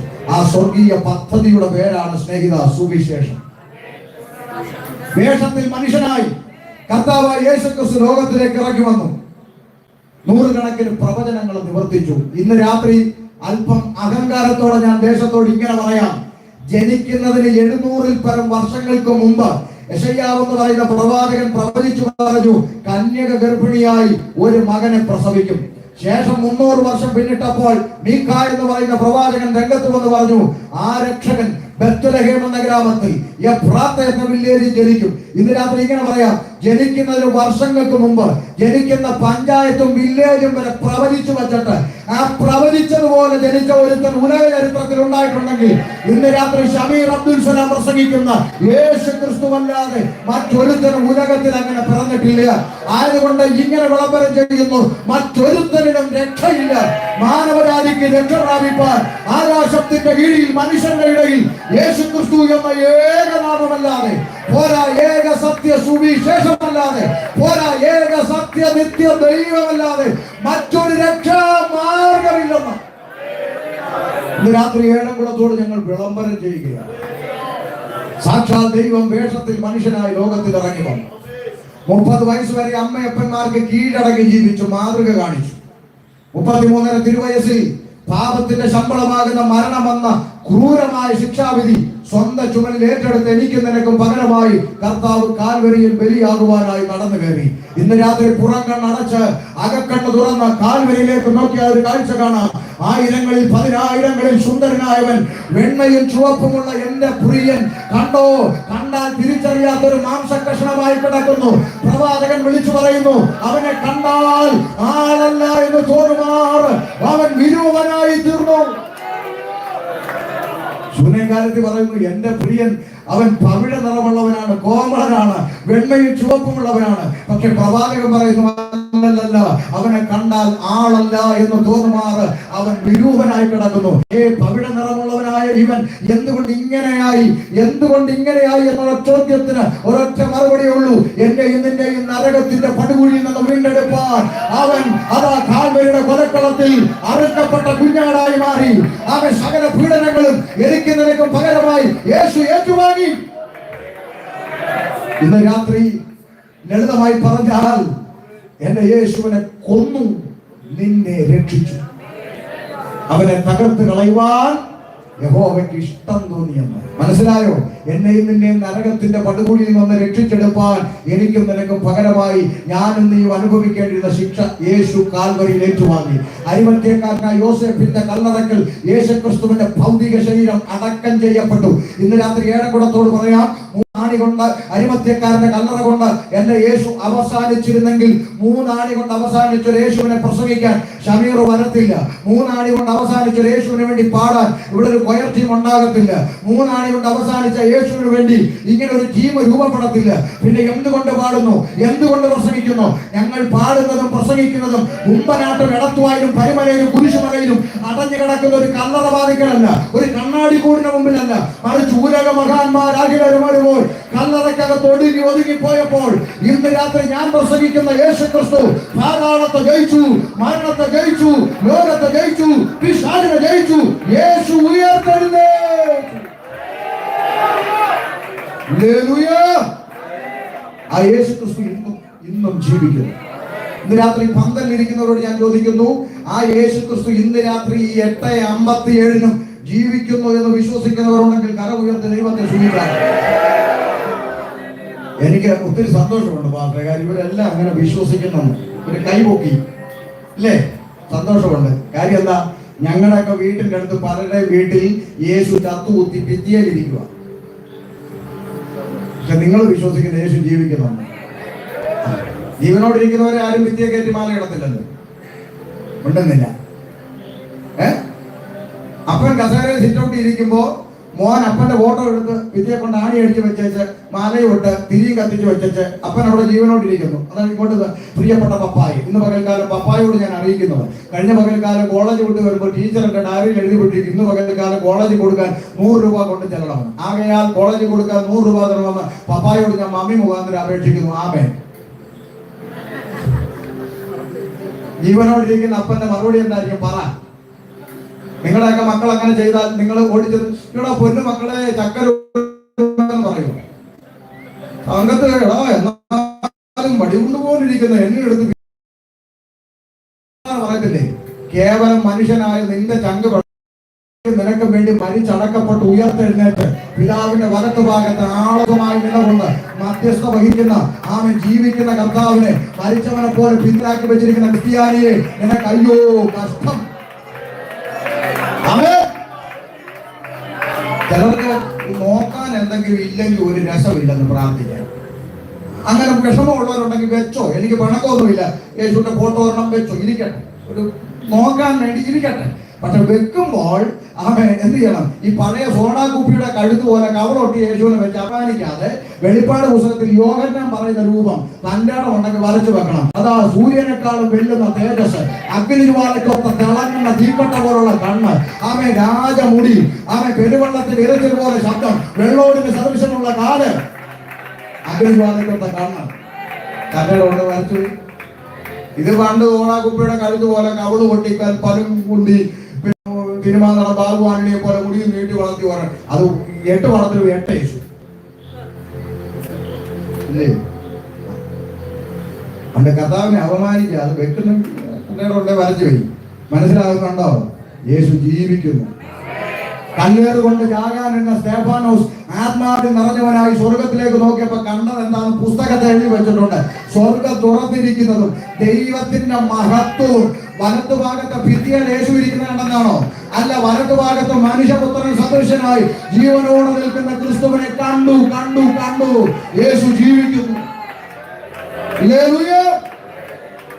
ശ്രദ്ധിച്ചു. 2 പോയിന്റ് പറഞ്ഞ് ഒരുമിച്ച് പ്രാർത്ഥിക്കാം. ആ ഉയർത്തെഴുന്നേറ്റ കർത്താവ് സ്വർഗാരോഹണം ചെയ്യുന്ന സമയം വന്നു. കർത്താവ് തന്റെ ശിഷ്യന്മാർക്ക് ഒരു അന്ത്യ കൽപ്പന കൈമാറി. എന്താ? നിങ്ങൾ പുറപ്പെട്ടു സകല സൃഷ്ടിയോടും സുവിശേഷം അറിയണം. ഇന്ന് ആളുകൾ എന്തിനാ ഇങ്ങനെ കടന്നു കീറുന്നേ? സഹോദരന്മാരെ ക്ഷമിക്കണം, ഞങ്ങൾക്ക് കീറാതെ നിവർത്തിയില്ല. കാരണം സകല സൃഷ്ടിയോട് ഇത് പ്രസംഗിക്കണം സ്വർഗത്തിലെ കർത്താവിന്റെ കൽപ്പന. അതുകൊണ്ടാണ് ഞങ്ങൾ ചെയ്യുന്നത്. അല്ല, നാട്ടുകാരെ ബുദ്ധിമുട്ടിക്കാനല്ല ഇത് ചെയ്യുന്നത്. ഇത് നാളെ എനിക്കിതൊന്നും അറിയാൻ മേലാത്ത കർത്താവെന്ന് നാളെ ഒരുത്തന് ന്യായവിധി പറയരുത്. അതുകൊണ്ട് എല്ലാം കേൾക്കണം. അതുകൊണ്ട് സകല എണ്ണത്തോട് ഇത് പ്രസംഗിക്കണമെന്ന് കർത്താവ് പറഞ്ഞുകൊണ്ടാ ഞങ്ങൾ ഉപദേശിമാരി കവലയിൽ നിന്ന് തോന്നലുണ്ട്. അപ്പൊ ചില എണ്ണന്മാര് പറയും അതൊന്നും ഇവിടെ പറയണ്ട, അതൊക്കെ നിന്റെ മനസ്സേ ഇരിക്കത്തേ ഉള്ളൂ. പറയാൻ നല്ല ആംബിയർ ഉള്ളതിനെയൊക്കെ ദൈവം വിളിച്ചിറക്കിയത് പറയാൻ വേണ്ടിയാ. പറയും, പറഞ്ഞേച്ചേ പോകും. സ്തോത്രം. മനസ്സിലാകുന്നുണ്ടോ? സകല സൃഷ്ടിയോട് സുവിശേഷം വായിക്കണം. ഇതിനുശേഷം 1-2 ഭാഗം വായിച്ച് നമ്മൾ നിർത്തുക. ഇതിനുശേഷം കർത്താവ് സ്വർഗാരോഹണം ചെയ്യാൻ ഒലിവുമലയിലേക്ക് പ്രവേശിച്ചു. ശിഷ്യന്മാരായി ഇങ്ങനെ നോക്കിക്കൊണ്ട് നിൽക്കുന്നു. അപ്പൊ സ്വരപ്രവൃത്തിയാണേ, നോക്കിക്കൊണ്ട് നിൽക്കുന്നു. അപ്പോൾ കർത്താവ് മറഞ്ഞു. ഉടനെ സ്വർഗത്തിൽ നിന്ന് ദൂതന്മാര് വന്നു, ശിഷ്യന്മാരോട് ഒരു വാക്ക് പറഞ്ഞു. വായിച്ചാട്ടെ. അപ്പൊ സ്വരപ്രവൃത്തി 1:11. ഗലീല പുരുഷന്മാര്, നിങ്ങൾ ആകാശത്തിലേക്ക് നോക്കി നിൽക്കുന്നത് നിങ്ങളെ വിട്ട് സ്വർഗാരോഹണം ചെയ്ത ഈ യേശുവിനെ സ്വർഗത്തിലേക്ക് പോകുന്നവൻ പോലെ തന്നെ അവൻ വീണ്ടും വരുമെന്ന് പറഞ്ഞു. മനസ്സിലായോ? യേശു വീണ്ടും മടങ്ങി വരും. ശ്രദ്ധിച്ച് കേൾക്കണം. അത് കേട്ട ശിഷ്യന്മാർ എന്ത് ചെയ്തു? താഴോട്ട് വായിച്ച സഹോദരി, ഉറക്കെ വായില്. അവർ യെരൂശലേമിന്റെ സമീപത്ത് ഒരു ശബത്ത് ദിവസത്തെ വഴിദൂരമുള്ള ഒലിവുമല വിട്ട് യെരൂശലേമിലേക്ക് മടങ്ങി പോകും. ഇവർക്ക് മനസ്സിലായോ ചോദിക്കട്ടെ? ശിഷ്യന്മാർ ഒലിവുമലയിൽ എങ്ങോട്ട് പോയി? യെരൂശലേമിലേക്ക് പോയി. വായിച്ചോ. അവിടെ എത്തിയപ്പോൾ അവർ പാർത്ത മാളിക മുറിയിൽ കയറിപ്പോയി. യെരൂശലേമിൽ എത്തിയപ്പോൾ താമസിച്ചിരുന്ന മട്ടുപ്പാവിലേക്ക് കയറിപ്പോയുള്ള പേര് വിവരങ്ങൾ സഹോദരി ഇപ്പൊ വായിക്കാൻ പോകും. കാത് തുറന്ന് കേട്ടോണം. അവനെ കേട്ടില്ലെന്ന് പറയുന്നത് വായിച്ചാൽ നിർത്തി. ആരാ പത്രോസ്? ഒന്നാമത്തെ പോപ്പ് മാർപ്പാപ്പ എന്നൊക്കെ ക്രിസ്ത്യാനികൾ പറയുന്ന പത്രോസ് ലീഗ ഉണ്ടോ? ഉണ്ട്. പത്രോസ്. അടുത്തത് യോഹന്നാൻ, യാക്കോബ്, അന്ത്രയോസ്, ഫിലിപ്പോസ്, തോമസ് ലീഗ, ബർത്തലോമായി, മത്തായി, അൽഫയുടെ മകനായ യാക്കോബ്, എരിവുകാരനായ ശീമോൻ, യൂദാസ് ലീഗ. ഇവരെല്ലാവരും സ്ത്രീകളോടും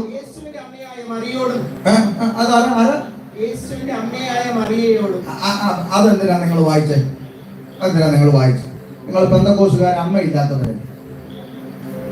ചില ആളുകൾ പറയുന്ന പെന്തക്കോസുകാർക്ക് ആരില്ല, അമ്മയില്ലാത്തവരാണ്. എന്നാ കേട്ടോ, കേറിപ്പോയുള്ള കൂട്ടത്തിൽ പത്രോസ് ലീഗയുണ്ട്, തോമാസ് ലീഗയുണ്ട്, യൂദാസ് ലീഗയുണ്ട്, യേശുവിന്റെ അമ്മയായ തിരുവഴുത്തിലെ കാര്യമാ മറിയയും സഹോദരന്മാരോടും കൂടെ പോന്നു. അങ്ങനെ ഇവര് പ്രാർത്ഥിച്ചുകൊണ്ടിരുന്നപ്പോൾ എന്ത് സംഭവിച്ചു? 2-ാം അധ്യായം 1-ാം വാക്യം. ഇവര് പ്രാർത്ഥിച്ചുകൊണ്ടിരുന്നപ്പോൾ എന്ത് വന്നു? ഉറക്കെ പറ. പെന്തക്കോസ്ത് നാൾ വന്നു. അല്ലാതെ ഇവര് പ്രാർത്ഥിച്ചുകൊണ്ടിരുന്നപ്പോൾ അവരുടെ ഇടയിലോട്ട് കുറച്ച് പെന്തക്കോസുകാർ വന്നു എന്നാണോ? അല്ല, പെന്തക്കോസ്ത് നാൾ വന്നു. 50-ാം പെരുന്നാൾ ദിവസം വന്നു. ആ പെരുന്നാൾ ദിവസം വന്നപ്പോൾ എന്ത് സംഭവിച്ചെന്ന് കേട്ടോ? എല്ലാവരും ഒരു സ്ഥലത്ത് ഒന്നിച്ച് കൂടിയിരുന്നു. പെട്ടെന്ന് കൊടിയ കാറ്റടിക്കുന്ന പോലെ ആകാശത്തുനിന്ന് ഒരു മുടക്കമുണ്ടായി. അവർ ഇരുന്നിരുന്ന വീട് മുഴുവൻ നിറച്ചു. അഗ്നിജ്വാല പോലെ പുറന്നിരിക്കുന്ന നാവുകൾ അവർക്ക് പ്രത്യക്ഷമായി അവർ ഓരോരുത്തരുടെ മേൽ പതിഞ്ഞു. അടുത്ത വാക്ക്, എല്ലാവരും പരിശുദ്ധാത്മാവ് നിറഞ്ഞവരായി. ആത്മാവ് അവർക്ക് ഉച്ചരിപ്പാൻ നൽകിയതുപോലെ അന്യഭാഷകളിൽ സംസാരിച്ചു തുടങ്ങി. എല്ലാവരും കേട്ടോ ഇത്? അന്യഭാഷകളിൽ. അപ്പൊ ഈ അന്യഭാഷ പറയുന്ന കൂട്ടത്തെ നാട്ടുകാരെന്ത് വിളിക്കുന്നത്? എന്തുകോസ്? പെന്തക്കോസ്. അങ്ങനെയാണ് ഒന്നാമത്തെ പെന്തക്കോസുകാരി മറിയ, ഒന്നാമത്തെ പെന്തക്കോസുകാരൻ പത്രോസ് ലീഗ, ഒന്നാമത്തെ പെന്തക്കോസുകാരൻ തോമാസ് ലീഗ, ഒന്നാമത്തെ പെന്തക്കോസുകാരൻ യൂദാസ് ലീഗ. ഇവരെല്ലാം കലവിലാന്ന് പറഞ്ഞിട്ടല്ലേ ഏഴംകുളത്തുകാർ പറയാൻ തുടങ്ങിയല്ലേ? അതുകൊണ്ട് പെന്തക്കോസുകാർക്ക് അമ്മയില്ലെന്ന് പറയുന്നത് ഓർത്തോണം. അവൻ നിങ്ങളുടെ പള്ളിയിൽ ഫോട്ടോയേ ഉള്ളൂ, ഞങ്ങളുടെ കൂടെ ജീവനോടിരുന്ന് അന്യഭാഷ പറഞ്ഞു. മനസ്സിലായോ? തിരുവഴുത്ത. ഞാൻ വീട്ടിൽ നിന്ന് വാപ്പ പഠിപ്പിച്ചു വിട്ടതല്ല ഈ പറയുന്നത്, തിരുവഴുത്ത. അവരെല്ലാവരും പരിശുദ്ധാത്മാവ് നിറഞ്ഞവരായി അന്യഭാഷകളിൽ സംസാരിക്കാൻ തുടങ്ങി. ചിന്ത, ആ പരിശുദ്ധാത്മാവിന്റെ നിറവിൽ ഒരാൾ പ്രസംഗിക്കാൻ എഴുന്നേറ്റു. ആര്? പത്രോസ് ലീഗ, ഒന്നാമത്തെ പോപ്പ് എഴുന്നേറ്റ് പരിശുദ്ധാത്മാവിന്റെ നിറവിൽ ഒറ്റ പ്രസംഗം. എന്ത് സംഭവിച്ചെന്ന് വായിച്ച് പുസ്തകം അടയ്ക്കാം. എന്ത് സംഭവിച്ചു? 2:37 വായന. ഇത് കേട്ടിട്ട് പത്രോസ് ലീഗ ആത്മാവിൽ നിറഞ്ഞ ഒറ്റ പ്രസംഗം. അത് കേട്ടിട്ട് കേട്ടവരുടെ ഹൃദയത്തിൽ എല്ലാവരും പറഞ്ഞു എന്തുകൊണ്ടു? കുത്തുകൊണ്ട്. എല്ലാവരുടെ ബൈബിളിൽ അങ്ങനെ തന്നെയാണോ? കുത്തു. നിങ്ങളെ ആരുടെങ്കിലും ബൈബിളിൽ ഇത് കേട്ടപ്പോൾ അവരെല്ലാവരും ഇക്കിളി കൊണ്ടു, അങ്ങനെ ഉണ്ടോ? ഇല്ല. പിന്നെന്തുവാ കൊണ്ടത്? കുത്തു. അപ്പൊ ഒരു കാര്യം ഉറപ്പിച്ചോണം, പുസ്തകത്തിൽ പറയുന്ന പരിശുദ്ധാത്മാവ് നിറഞ്ഞവൻ ആത്മനിറവിൽ എഴുന്നേറ്റ് നിന്ന് പ്രസംഗിച്ചാൽ കേൾക്കുന്നവർക്ക് ഇക്കിളി അല്ല കൊള്ളുന്നത്, ചങ്കത്ത് കത്തി കീറും. ഇരുവായ്ത്തലയുള്ള ഏത് വാളിനേക്കാളും മൂർച്ചയേറിയതും സത്യമറ്റ മാംസങ്ങളെ വേർപിടിവിക്കും വരെ തുളച്ചു വരുന്ന ജീവന്റെ വചനം അകത്തോട്ട് കയറി കുത്തുകൊണ്ടു. മനസ്സിലായോ? ഈ അടുത്തിടയ്ക്ക് പുത്തൂര് പുത്തൂർ മുക്കില് യാക്കോബക്കാരുടെ ഒരു കുടുംബയോഗം. അവിടെ ആ കുടുംബത്തിൽപ്പെട്ട ഒരാള് പെന്തക്കോസിൽ പോയി. ഒരു കുടുംബത്തിലുള്ള ആൾ പെന്തക്കോസിൽ പോയി. അപ്പൊ ഈ കുടുംബയോഗം എന്ന് പറഞ്ഞൊരു പരിപാടി ഉണ്ട് യാക്കോബക്കാർ. അത് ഇതിങ്ങനെ കറങ്ങി വന്നപ്പോൾ ഇവിടെ വീട്ടിലാണ്. അപ്പം പുള്ളിക്കാരൻ പറഞ്ഞു, എന്റെ വീട്ടിൽ യോഗം നടത്തുന്നതിന് എനിക്ക് എതിർപ്പൊന്നും ഇല്ല എന്ന് പറഞ്ഞു. അപ്പൊ കുടുംബക്കാർക്ക് സന്തോഷമായി. പക്ഷേ ഈ പുള്ളി പറഞ്ഞു, ഒരു ഒറ്റ ഡിമാൻഡ് ഉണ്ട്. എന്താ? പ്രസംഗം അങ്ങനെ ഞാൻ വിളിക്കുന്നില്ല. അപ്പൊ പിന്നെ നിവർത്തിയില്ലാതെ അവർ സമ്മതിച്ചു. അങ്ങനെ എനിക്ക് നറുക്ക് വേണം. അങ്ങനെ ഞാൻ ചെന്ന് നോക്കിയപ്പോൾ ആ കുടുംബക്കാർ 120 ഉണ്ട്. കിട്ടിയ അവസരം പക്ക സുവിശേഷം അങ്ങോട്ട് പറഞ്ഞു. അച്ഛൻ ഉൾപ്പെടെ എല്ലാം ഉണ്ടാകുന്ന കേൾക്കുകയല്ലേ, വേറെ നിവൃത്തിയില്ലല്ലോ. എല്ലാം കഴിഞ്ഞു. പ്രസംഗം കഴിഞ്ഞപ്പോൾ ഒരു വയസ്സായ ഒരു 70-75 വയസ്സ് വരും അപ്പച്ചൻ ഓടി വന്ന് എന്നെ കെട്ടിപ്പിടിച്ചു പറയാ, എന്റെ പൊന്നു മോനെ, ഒരു മുസൽമാൻ വന്ന് ഞങ്ങളോട് സുവിശേഷം പറയേണ്ട ഗതികേടുണ്ട് അതിനോട്. ഞാൻ പറഞ്ഞു, എന്റെ പൊന്നപ്പച്ച, ഇതിൽ പല ഒരു അവാർഡ് എനിക്ക് കിട്ടാനുണ്ടോ? 4 മക്കളെ ബൈബിളിൽ ഇങ്ങനെയൊക്കെ ഉണ്ടെന്ന് ഇപ്പോഴാണ് അറിയുന്നത്. അതിനെ അറിയണമെങ്കിൽ ഇത് വായിക്കണ്ടേ? ബൈബിൾ എടുത്ത് ഷോക്കേഴ്സിൽ വെച്ച് കമ്പിയാജിന്റെ കോപ്പി, കരവടച്ചന്റെ രസീതും തൊഴിലുറപ്പിന്റെ ചീട്ടും നോട്ടീസും എല്ലാം കൊണ്ട് ഇതിന്റെ അകത്ത് കയറ്റി വെച്ച് ചമ്മരത്തിപ്പൂവും പറിച്ചിട്ട് ചമ്മരത്തിരിയും കത്തിച്ച് പുകച്ച് പുസ്തകം എടുത്ത് ഷോക്കേഴ്സിൽ വെച്ച് റോഡിൽ കൂടെ ഓലക്കാലം പിടിച്ചുകൊണ്ട് നടക്കുക. ഓലക്കാലം പിടിച്ചുകൊണ്ട് നടക്കുന്ന അഭിമാനം, ബൈബിളും പിടിച്ചോണ്ട് പോകുന്ന ഇച്ചി ഒന്ന് മാനസാന്തരപ്പെട്ടാൽ തീരാവുന്ന പ്രശ്നമേ ഉള്ളൂ. അതുകൊണ്ട് പറയുക, ഇത് കേട്ടവന്റെ ഹൃദയത്തിൽ കുത്തുകൊണ്ടെന്ന്. സ്തോത്രം. കുത്തുകൊണ്ടവൻ എന്ത് ചെയ്തു? കമ്മിറ്റി കൂടി ഉപദേശത്തല്ലെന്നാണോ? പിന്നെ എന്നെ വായിച്ച സൗകര്യം എന്നാ സംഭവിച്ചത്? പത്രോസിനോടും ശേഷം അപ്പോസ്തലന്മാരോടും സഹോദരന്മാരായ പുരുഷന്മാരെ, ഞങ്ങൾ എന്ത് ചെയ്യേണ്ടത്? കേട്ടോ, പരിശുദ്ധാത്മാവ് ഉള്ളിൽ കുത്തിയപ്പോൾ ഞങ്ങൾ എന്ത് ചെയ്യണം? അതാ ദൈവത്തിന്റെ പ്രവൃത്തി. ഓരോ സുവിശേഷവും കഴിയുമ്പോഴും പരിശുദ്ധാത്മാവ് ഇടപെടുന്നവര് ദൈവദാസന്മാർ അടുക്ക വന്നിട്ട് ചോദിക്കും, പാസ്റ്ററെ എനിക്ക് സ്നാനം. ഇതാ പുസ്തകത്തിന്റെ ക്രമം. അല്ലാതെ ഞങ്ങൾ ആരെയും പിടിച്ചു വലിച്ച് കെട്ടി വലിച്ച് ഇതിനകത്ത് കൊണ്ടുവന്ന് ഇരുത്തുന്നതല്ല. മനസ്സിലാക്കി പോണം. ഞങ്ങൾ എന്ത് ചെയ്യണമെന്ന് ചോദിച്ചു പത്രോസ് അവരോട്. അവരോട് നിങ്ങൾ മാനസാന്തരപ്പെട്ട് നിങ്ങളുടെ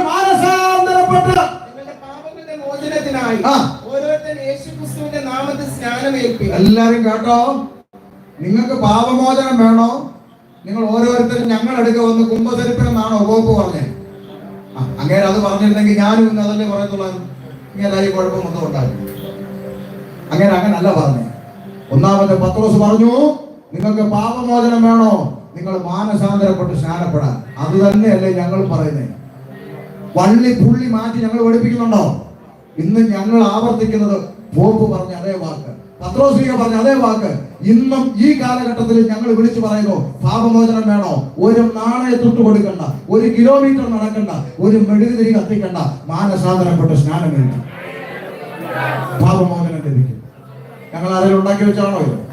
തിരുവെഴുത്ത് പറയുക, നിങ്ങൾ ഓരോരുത്തരും മാനസാന്തരപ്പെട്ട് നിങ്ങളുടെ പാപങ്ങളുടെ മോചനത്തിനായി ഓരോരുത്തരും സ്നാനം കഴിക്കും. അടുത്ത വാക്ക്, എന്നാൽ നിങ്ങൾക്കും കിട്ടും ഈ പരിശുദ്ധ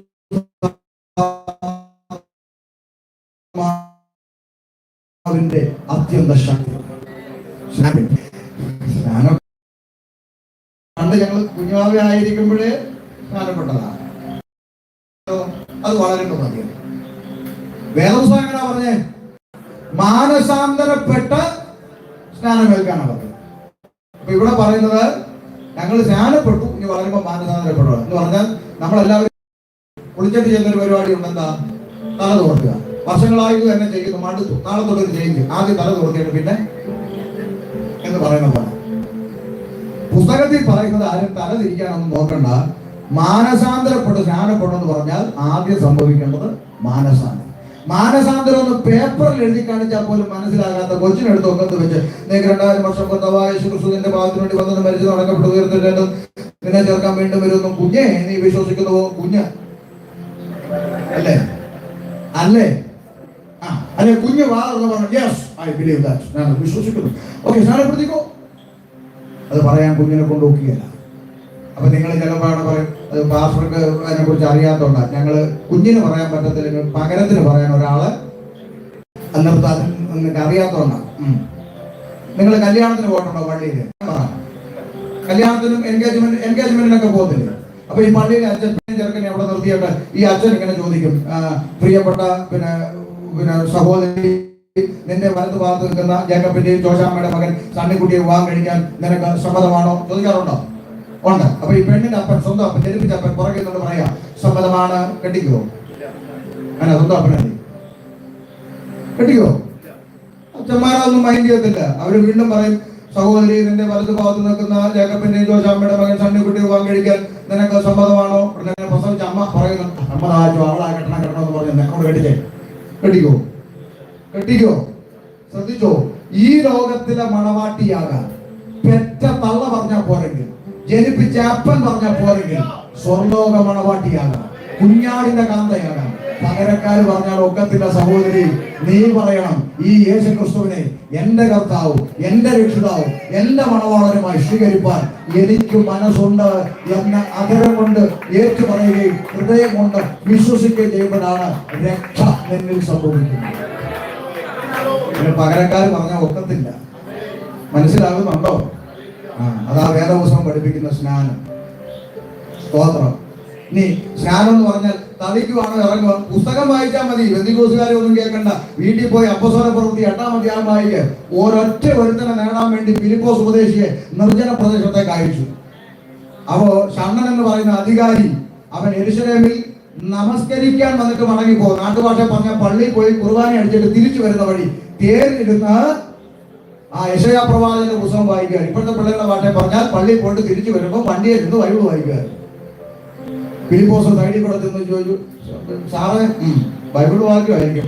അതെ സാർ വായിക്കുന്ന വല്ലതും മനസ്സിലാവുന്നുണ്ടോ? ഇപ്പോഴത്തെ അച്ചായന്മാരെങ്ങാനും ആണെങ്കിൽ ഓട്ടിച്ചേനെ ഓടെ പണ്ടക്കാണ്ട് ബൈബിളും പഠിച്ച് വെള്ളം ഉടുപ്പിട്ടുകൊണ്ടാണ് ഞങ്ങൾക്ക് ജനിച്ചത് ക്രിസ്ത്യാനിയുണ്ട് ഞങ്ങൾക്ക് വേണ്ടി എന്നൊക്കെ പറഞ്ഞാൽ. പക്ഷെ ആ അധികാരി എന്ത് പറഞ്ഞു? അദ്ദേഹം പറഞ്ഞു, ആരെങ്കിലും പൊരുൾ തിരിച്ചു തരാതെ ഇത് എങ്ങനെ മനസ്സിലാകും? ഉപദേശം ഇങ്ങോട്ട് കയറി വണ്ടിയോട്ട് നേരുന്ന ഇതൊന്ന് പറഞ്ഞു തരാൻ പറഞ്ഞു. അവിടെ എഴുതിയിരിക്കുന്ന വാക്ക് സമയമില്ലാത്തതുകൊണ്ടാ, വീട്ടിൽ പോയി വായിക്കണം. അവിടെ എഴുതിയിരിക്കുന്നത് ആമേൻ ഫിലിപ്പോസ് ഈ തിരുവെഴുത്ത് ആധാരമാക്കി അവനോട് യേശുവിനെ കുറിച്ചുള്ള സുവിശേഷം അറിയിക്കാൻ തുടങ്ങി. ആളെവിടെ പോയിട്ട് വരിക? പള്ളിയിൽ പോയിട്ട് വരിക. സുവിശേഷം കേട്ടത് ആരെ കണ്ടപ്പോഴാ? ഉപദേശിയെ കണ്ടപ്പോൾ. അതാവശ്യം. മനസ്സിലായോ? അങ്ങനെ വഴി പോകുമ്പോൾ വെള്ളമുള്ള ഒരു സ്ഥലത്തെത്തി. ഫിലിപ്പോസ് ചമ്മനോട് പറഞ്ഞു എന്താണെന്ന് എഴുതിയേക്കുന്നത്? സുവിശേഷം. എന്താ പറഞ്ഞേ? സുവിശേഷം. പക്ഷെ വെള്ളം ഒരു സ്ഥലം ഉള്ള ഒരു സ്ഥലം എത്തിയപ്പം ഈ പുള്ളി തിരിച്ചു ചോദിക്കുക, ഉപദേശി വേണ്ട വെള്ളം ഞാൻ സ്നാനപ്പെടുന്നതിന് എന്തെങ്കിലും തടസ്സമുണ്ടോ? അപ്പൊ ഇദ്ദേഹം പറഞ്ഞ എന്താ? സുവിശേഷം. അദ്ദേഹം ചോദിച്ചെന്താ? എനിക്ക് സ്നാനപ്പെടണം. സുവിശേഷം കേൾക്കുന്നവരാ സ്നാനപ്പെടും. മനസ്സിലായോ?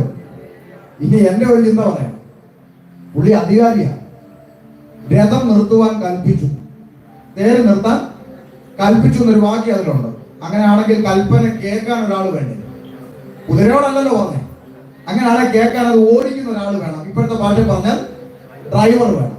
അങ്ങനെയാണെങ്കിൽ ഈ പുള്ളിയോട് പറഞ്ഞാൽ പോലെ ആ കുളത്തിൽ നിന്ന് ഒരു തളികയിൽ ഇച്ചിരി വെള്ളം കോരി ഫിലിപ്പോസ് ഉപദേശിയുടെ കയ്യിലോട്ട് കൊടു. എന്തിന്? തളിക്കട്ടെ. പറഞ്ഞാൽ പോലെ ചെയ്യൂലേ? ചെയ്യും. പക്ഷെ പുസ്തകത്തിൽ എഴുതിയിരിക്കുന്നതെന്നറിയാമോ? തേര് നിർത്തി അവർ ഇരുവരും വെള്ളത്തിലിറങ്ങി അവനെ സ്നാനം കഴിപ്പിച്ചു. അവർ വെള്ളത്തിൽ നിന്ന് കയറിയപ്പോൾ പരിശുദ്ധാത്മാവ് ഫിലിപ്പോസിനെ എടുത്തുകൊണ്ടുപോയി. അപ്പൊ കയറിയതും ഇറങ്ങിയതും കൃത്യമായിട്ട് തിരുവെഴുത്തിൽ രേഖപ്പെടുത്തി. ഇങ്ങനെ എത്ര തെളിവ് ഇതെല്ലാം പറഞ്ഞു കൊടുത്താലും ചിലത് ഒറ്റക്കാലിന്. മനസ്സിലാകുന്നുണ്ടോ?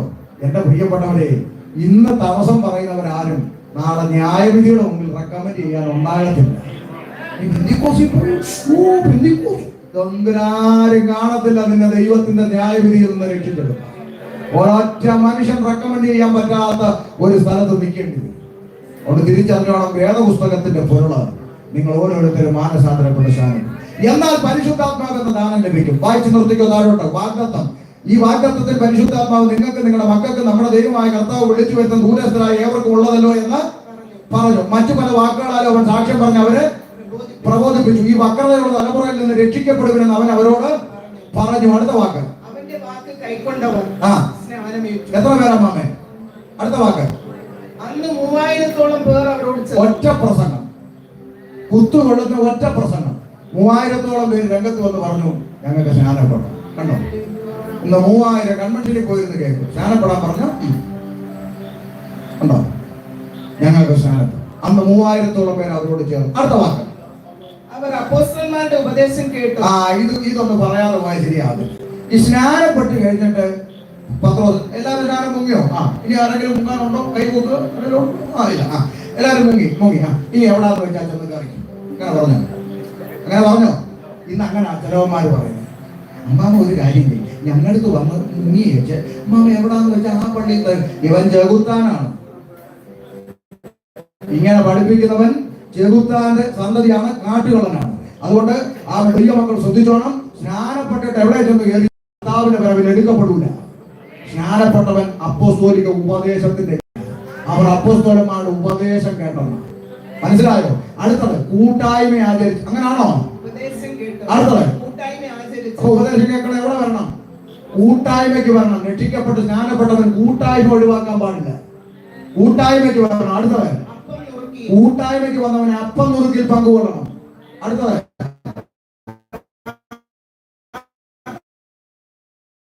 പ്രാർത്ഥന കഴിച്ചു പോകുന്നു. ആ കൂട്ടത്തെ നോക്കി പേര് വിളിച്ചു. കർത്താവ് രക്ഷിക്കപ്പെടുന്നവര്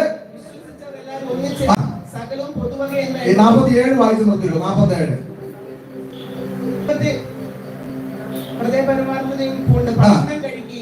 ദൈവത്തെ സ്തുതിക്കുകയും സകല ജനത്തിന്റെ കൃപ അനുഭവിക്കുകയും ചെയ്തു. അടുത്ത വാക്ക്. കർത്താവ് രക്ഷിക്കപ്പെടുന്നവരെ ദിനംപ്രതി സഭയോട് ചേർത്തുകൊണ്ട് മതി. ആ കൂട്ടത്തെ നോക്കി സ്വർഗം എഴുതി വെച്ച പേരാണ് സഭ. രക്ഷിക്കപ്പെട്ട കൂട്ടം, സ്നാനപ്പെട്ട കൂട്ടം, ആത്മനിറവ് പ്രാപിച്ച കൂട്ടം, ഉപദേശമുള്ള കൂട്ടം, കൂട്ടായ്മ ആചരിച്ച കൂട്ടം, അപ്പം മുറുക്കുന്ന കൂട്ടം, പ്രാർത്ഥന കഴിക്കുന്ന കൂട്ടം. ആ കൂട്ടത്തെ നോക്കി സ്വർഗം വിളിച്ച പേരാണ് സഭ. ആകാശ ഗോപുരം മുട്ട കെട്ടിടം പൊക്കി വെച്ചിരിക്കുന്ന കെട്ടിടത്തെ നോക്കി അല്ല വിളിച്ചത്. രക്ഷിക്കപ്പെട്ടവരുടെ കൂട്ടം, അതാണ് സഭ. ആ കൂട്ടം മരച്ചുവട്ടിൽ കൂടിയാലും, കെട്ടിടത്തെ കൂടിയാലും, വഴിവക്കെ കൂടിയാലും, റോഡ് സൈഡിൽ കൂടിയാലും, ടെറസിന്റെ മേലെ കൂടിയാലും ആ കൂട്ടത്തെ നോക്കി സ്വർഗം വിളിച്ച പേരാണ് സഭ. ഇന്ന് രാത്രി ഇങ്ങനെ പറഞ്ഞ് അവസാനിപ്പിക്കാം. ഈ പറയപ്പെട്ട സഭയെ തന്റെ വരവിനായി കാത്തു നിൽക്കുന്ന ദൈവജനത്തെ ചേർക്കുവാനാണ് യേശു കർത്താവ് വീണ്ടും വെളിപ്പെടാൻ പോകുന്നത്. അതുകൊണ്ട് ഞാൻ ഇത് അറിഞ്ഞില്ല, എനിക്കിത് അറിയത്തില്ലായിരുന്നു. ഇന്നലെ പറയായിരുന്നു, ഇന്നൊരു കൊച്ചു കുഞ്ഞിന് മനസ്സിലാകുന്ന ഭാഷയിൽ പരിശുദ്ധാത്മാവ് നിന്നോട് പറഞ്ഞിട്ടും ഞാനിത് അറിഞ്ഞില്ലെന്ന് പറഞ്ഞാൽ നരകത്തിന്റെ ഈഞ്ചൂളെ പതിക്കാൻ നല്ല മറ്റൊരു ഓപ്ഷൻ ഇല്ലാത്തത് കൊണ്ടാണ് ഇന്ന് രാത്രി ഞങ്ങൾ ഒരിക്കൽ കൂടി ദേശത്തോട് വിളംബരം ചെയ്യുന്നു. ഇതാകുന്നു രക്ഷാ ദിവസം, ഇതാകുന്നു സുപ്രസാദകാലം. മറ്റൊരുത്തരിലും രക്ഷയില്ല. നാം രക്ഷ പ്രാപിപ്പാൻ ആകാശത്തിന്റെ കീഴിൽ മനുഷ്യ നൽകപ്പെട്ട വേറെ ഞാൻ എന്റെ വാക്കുകൾ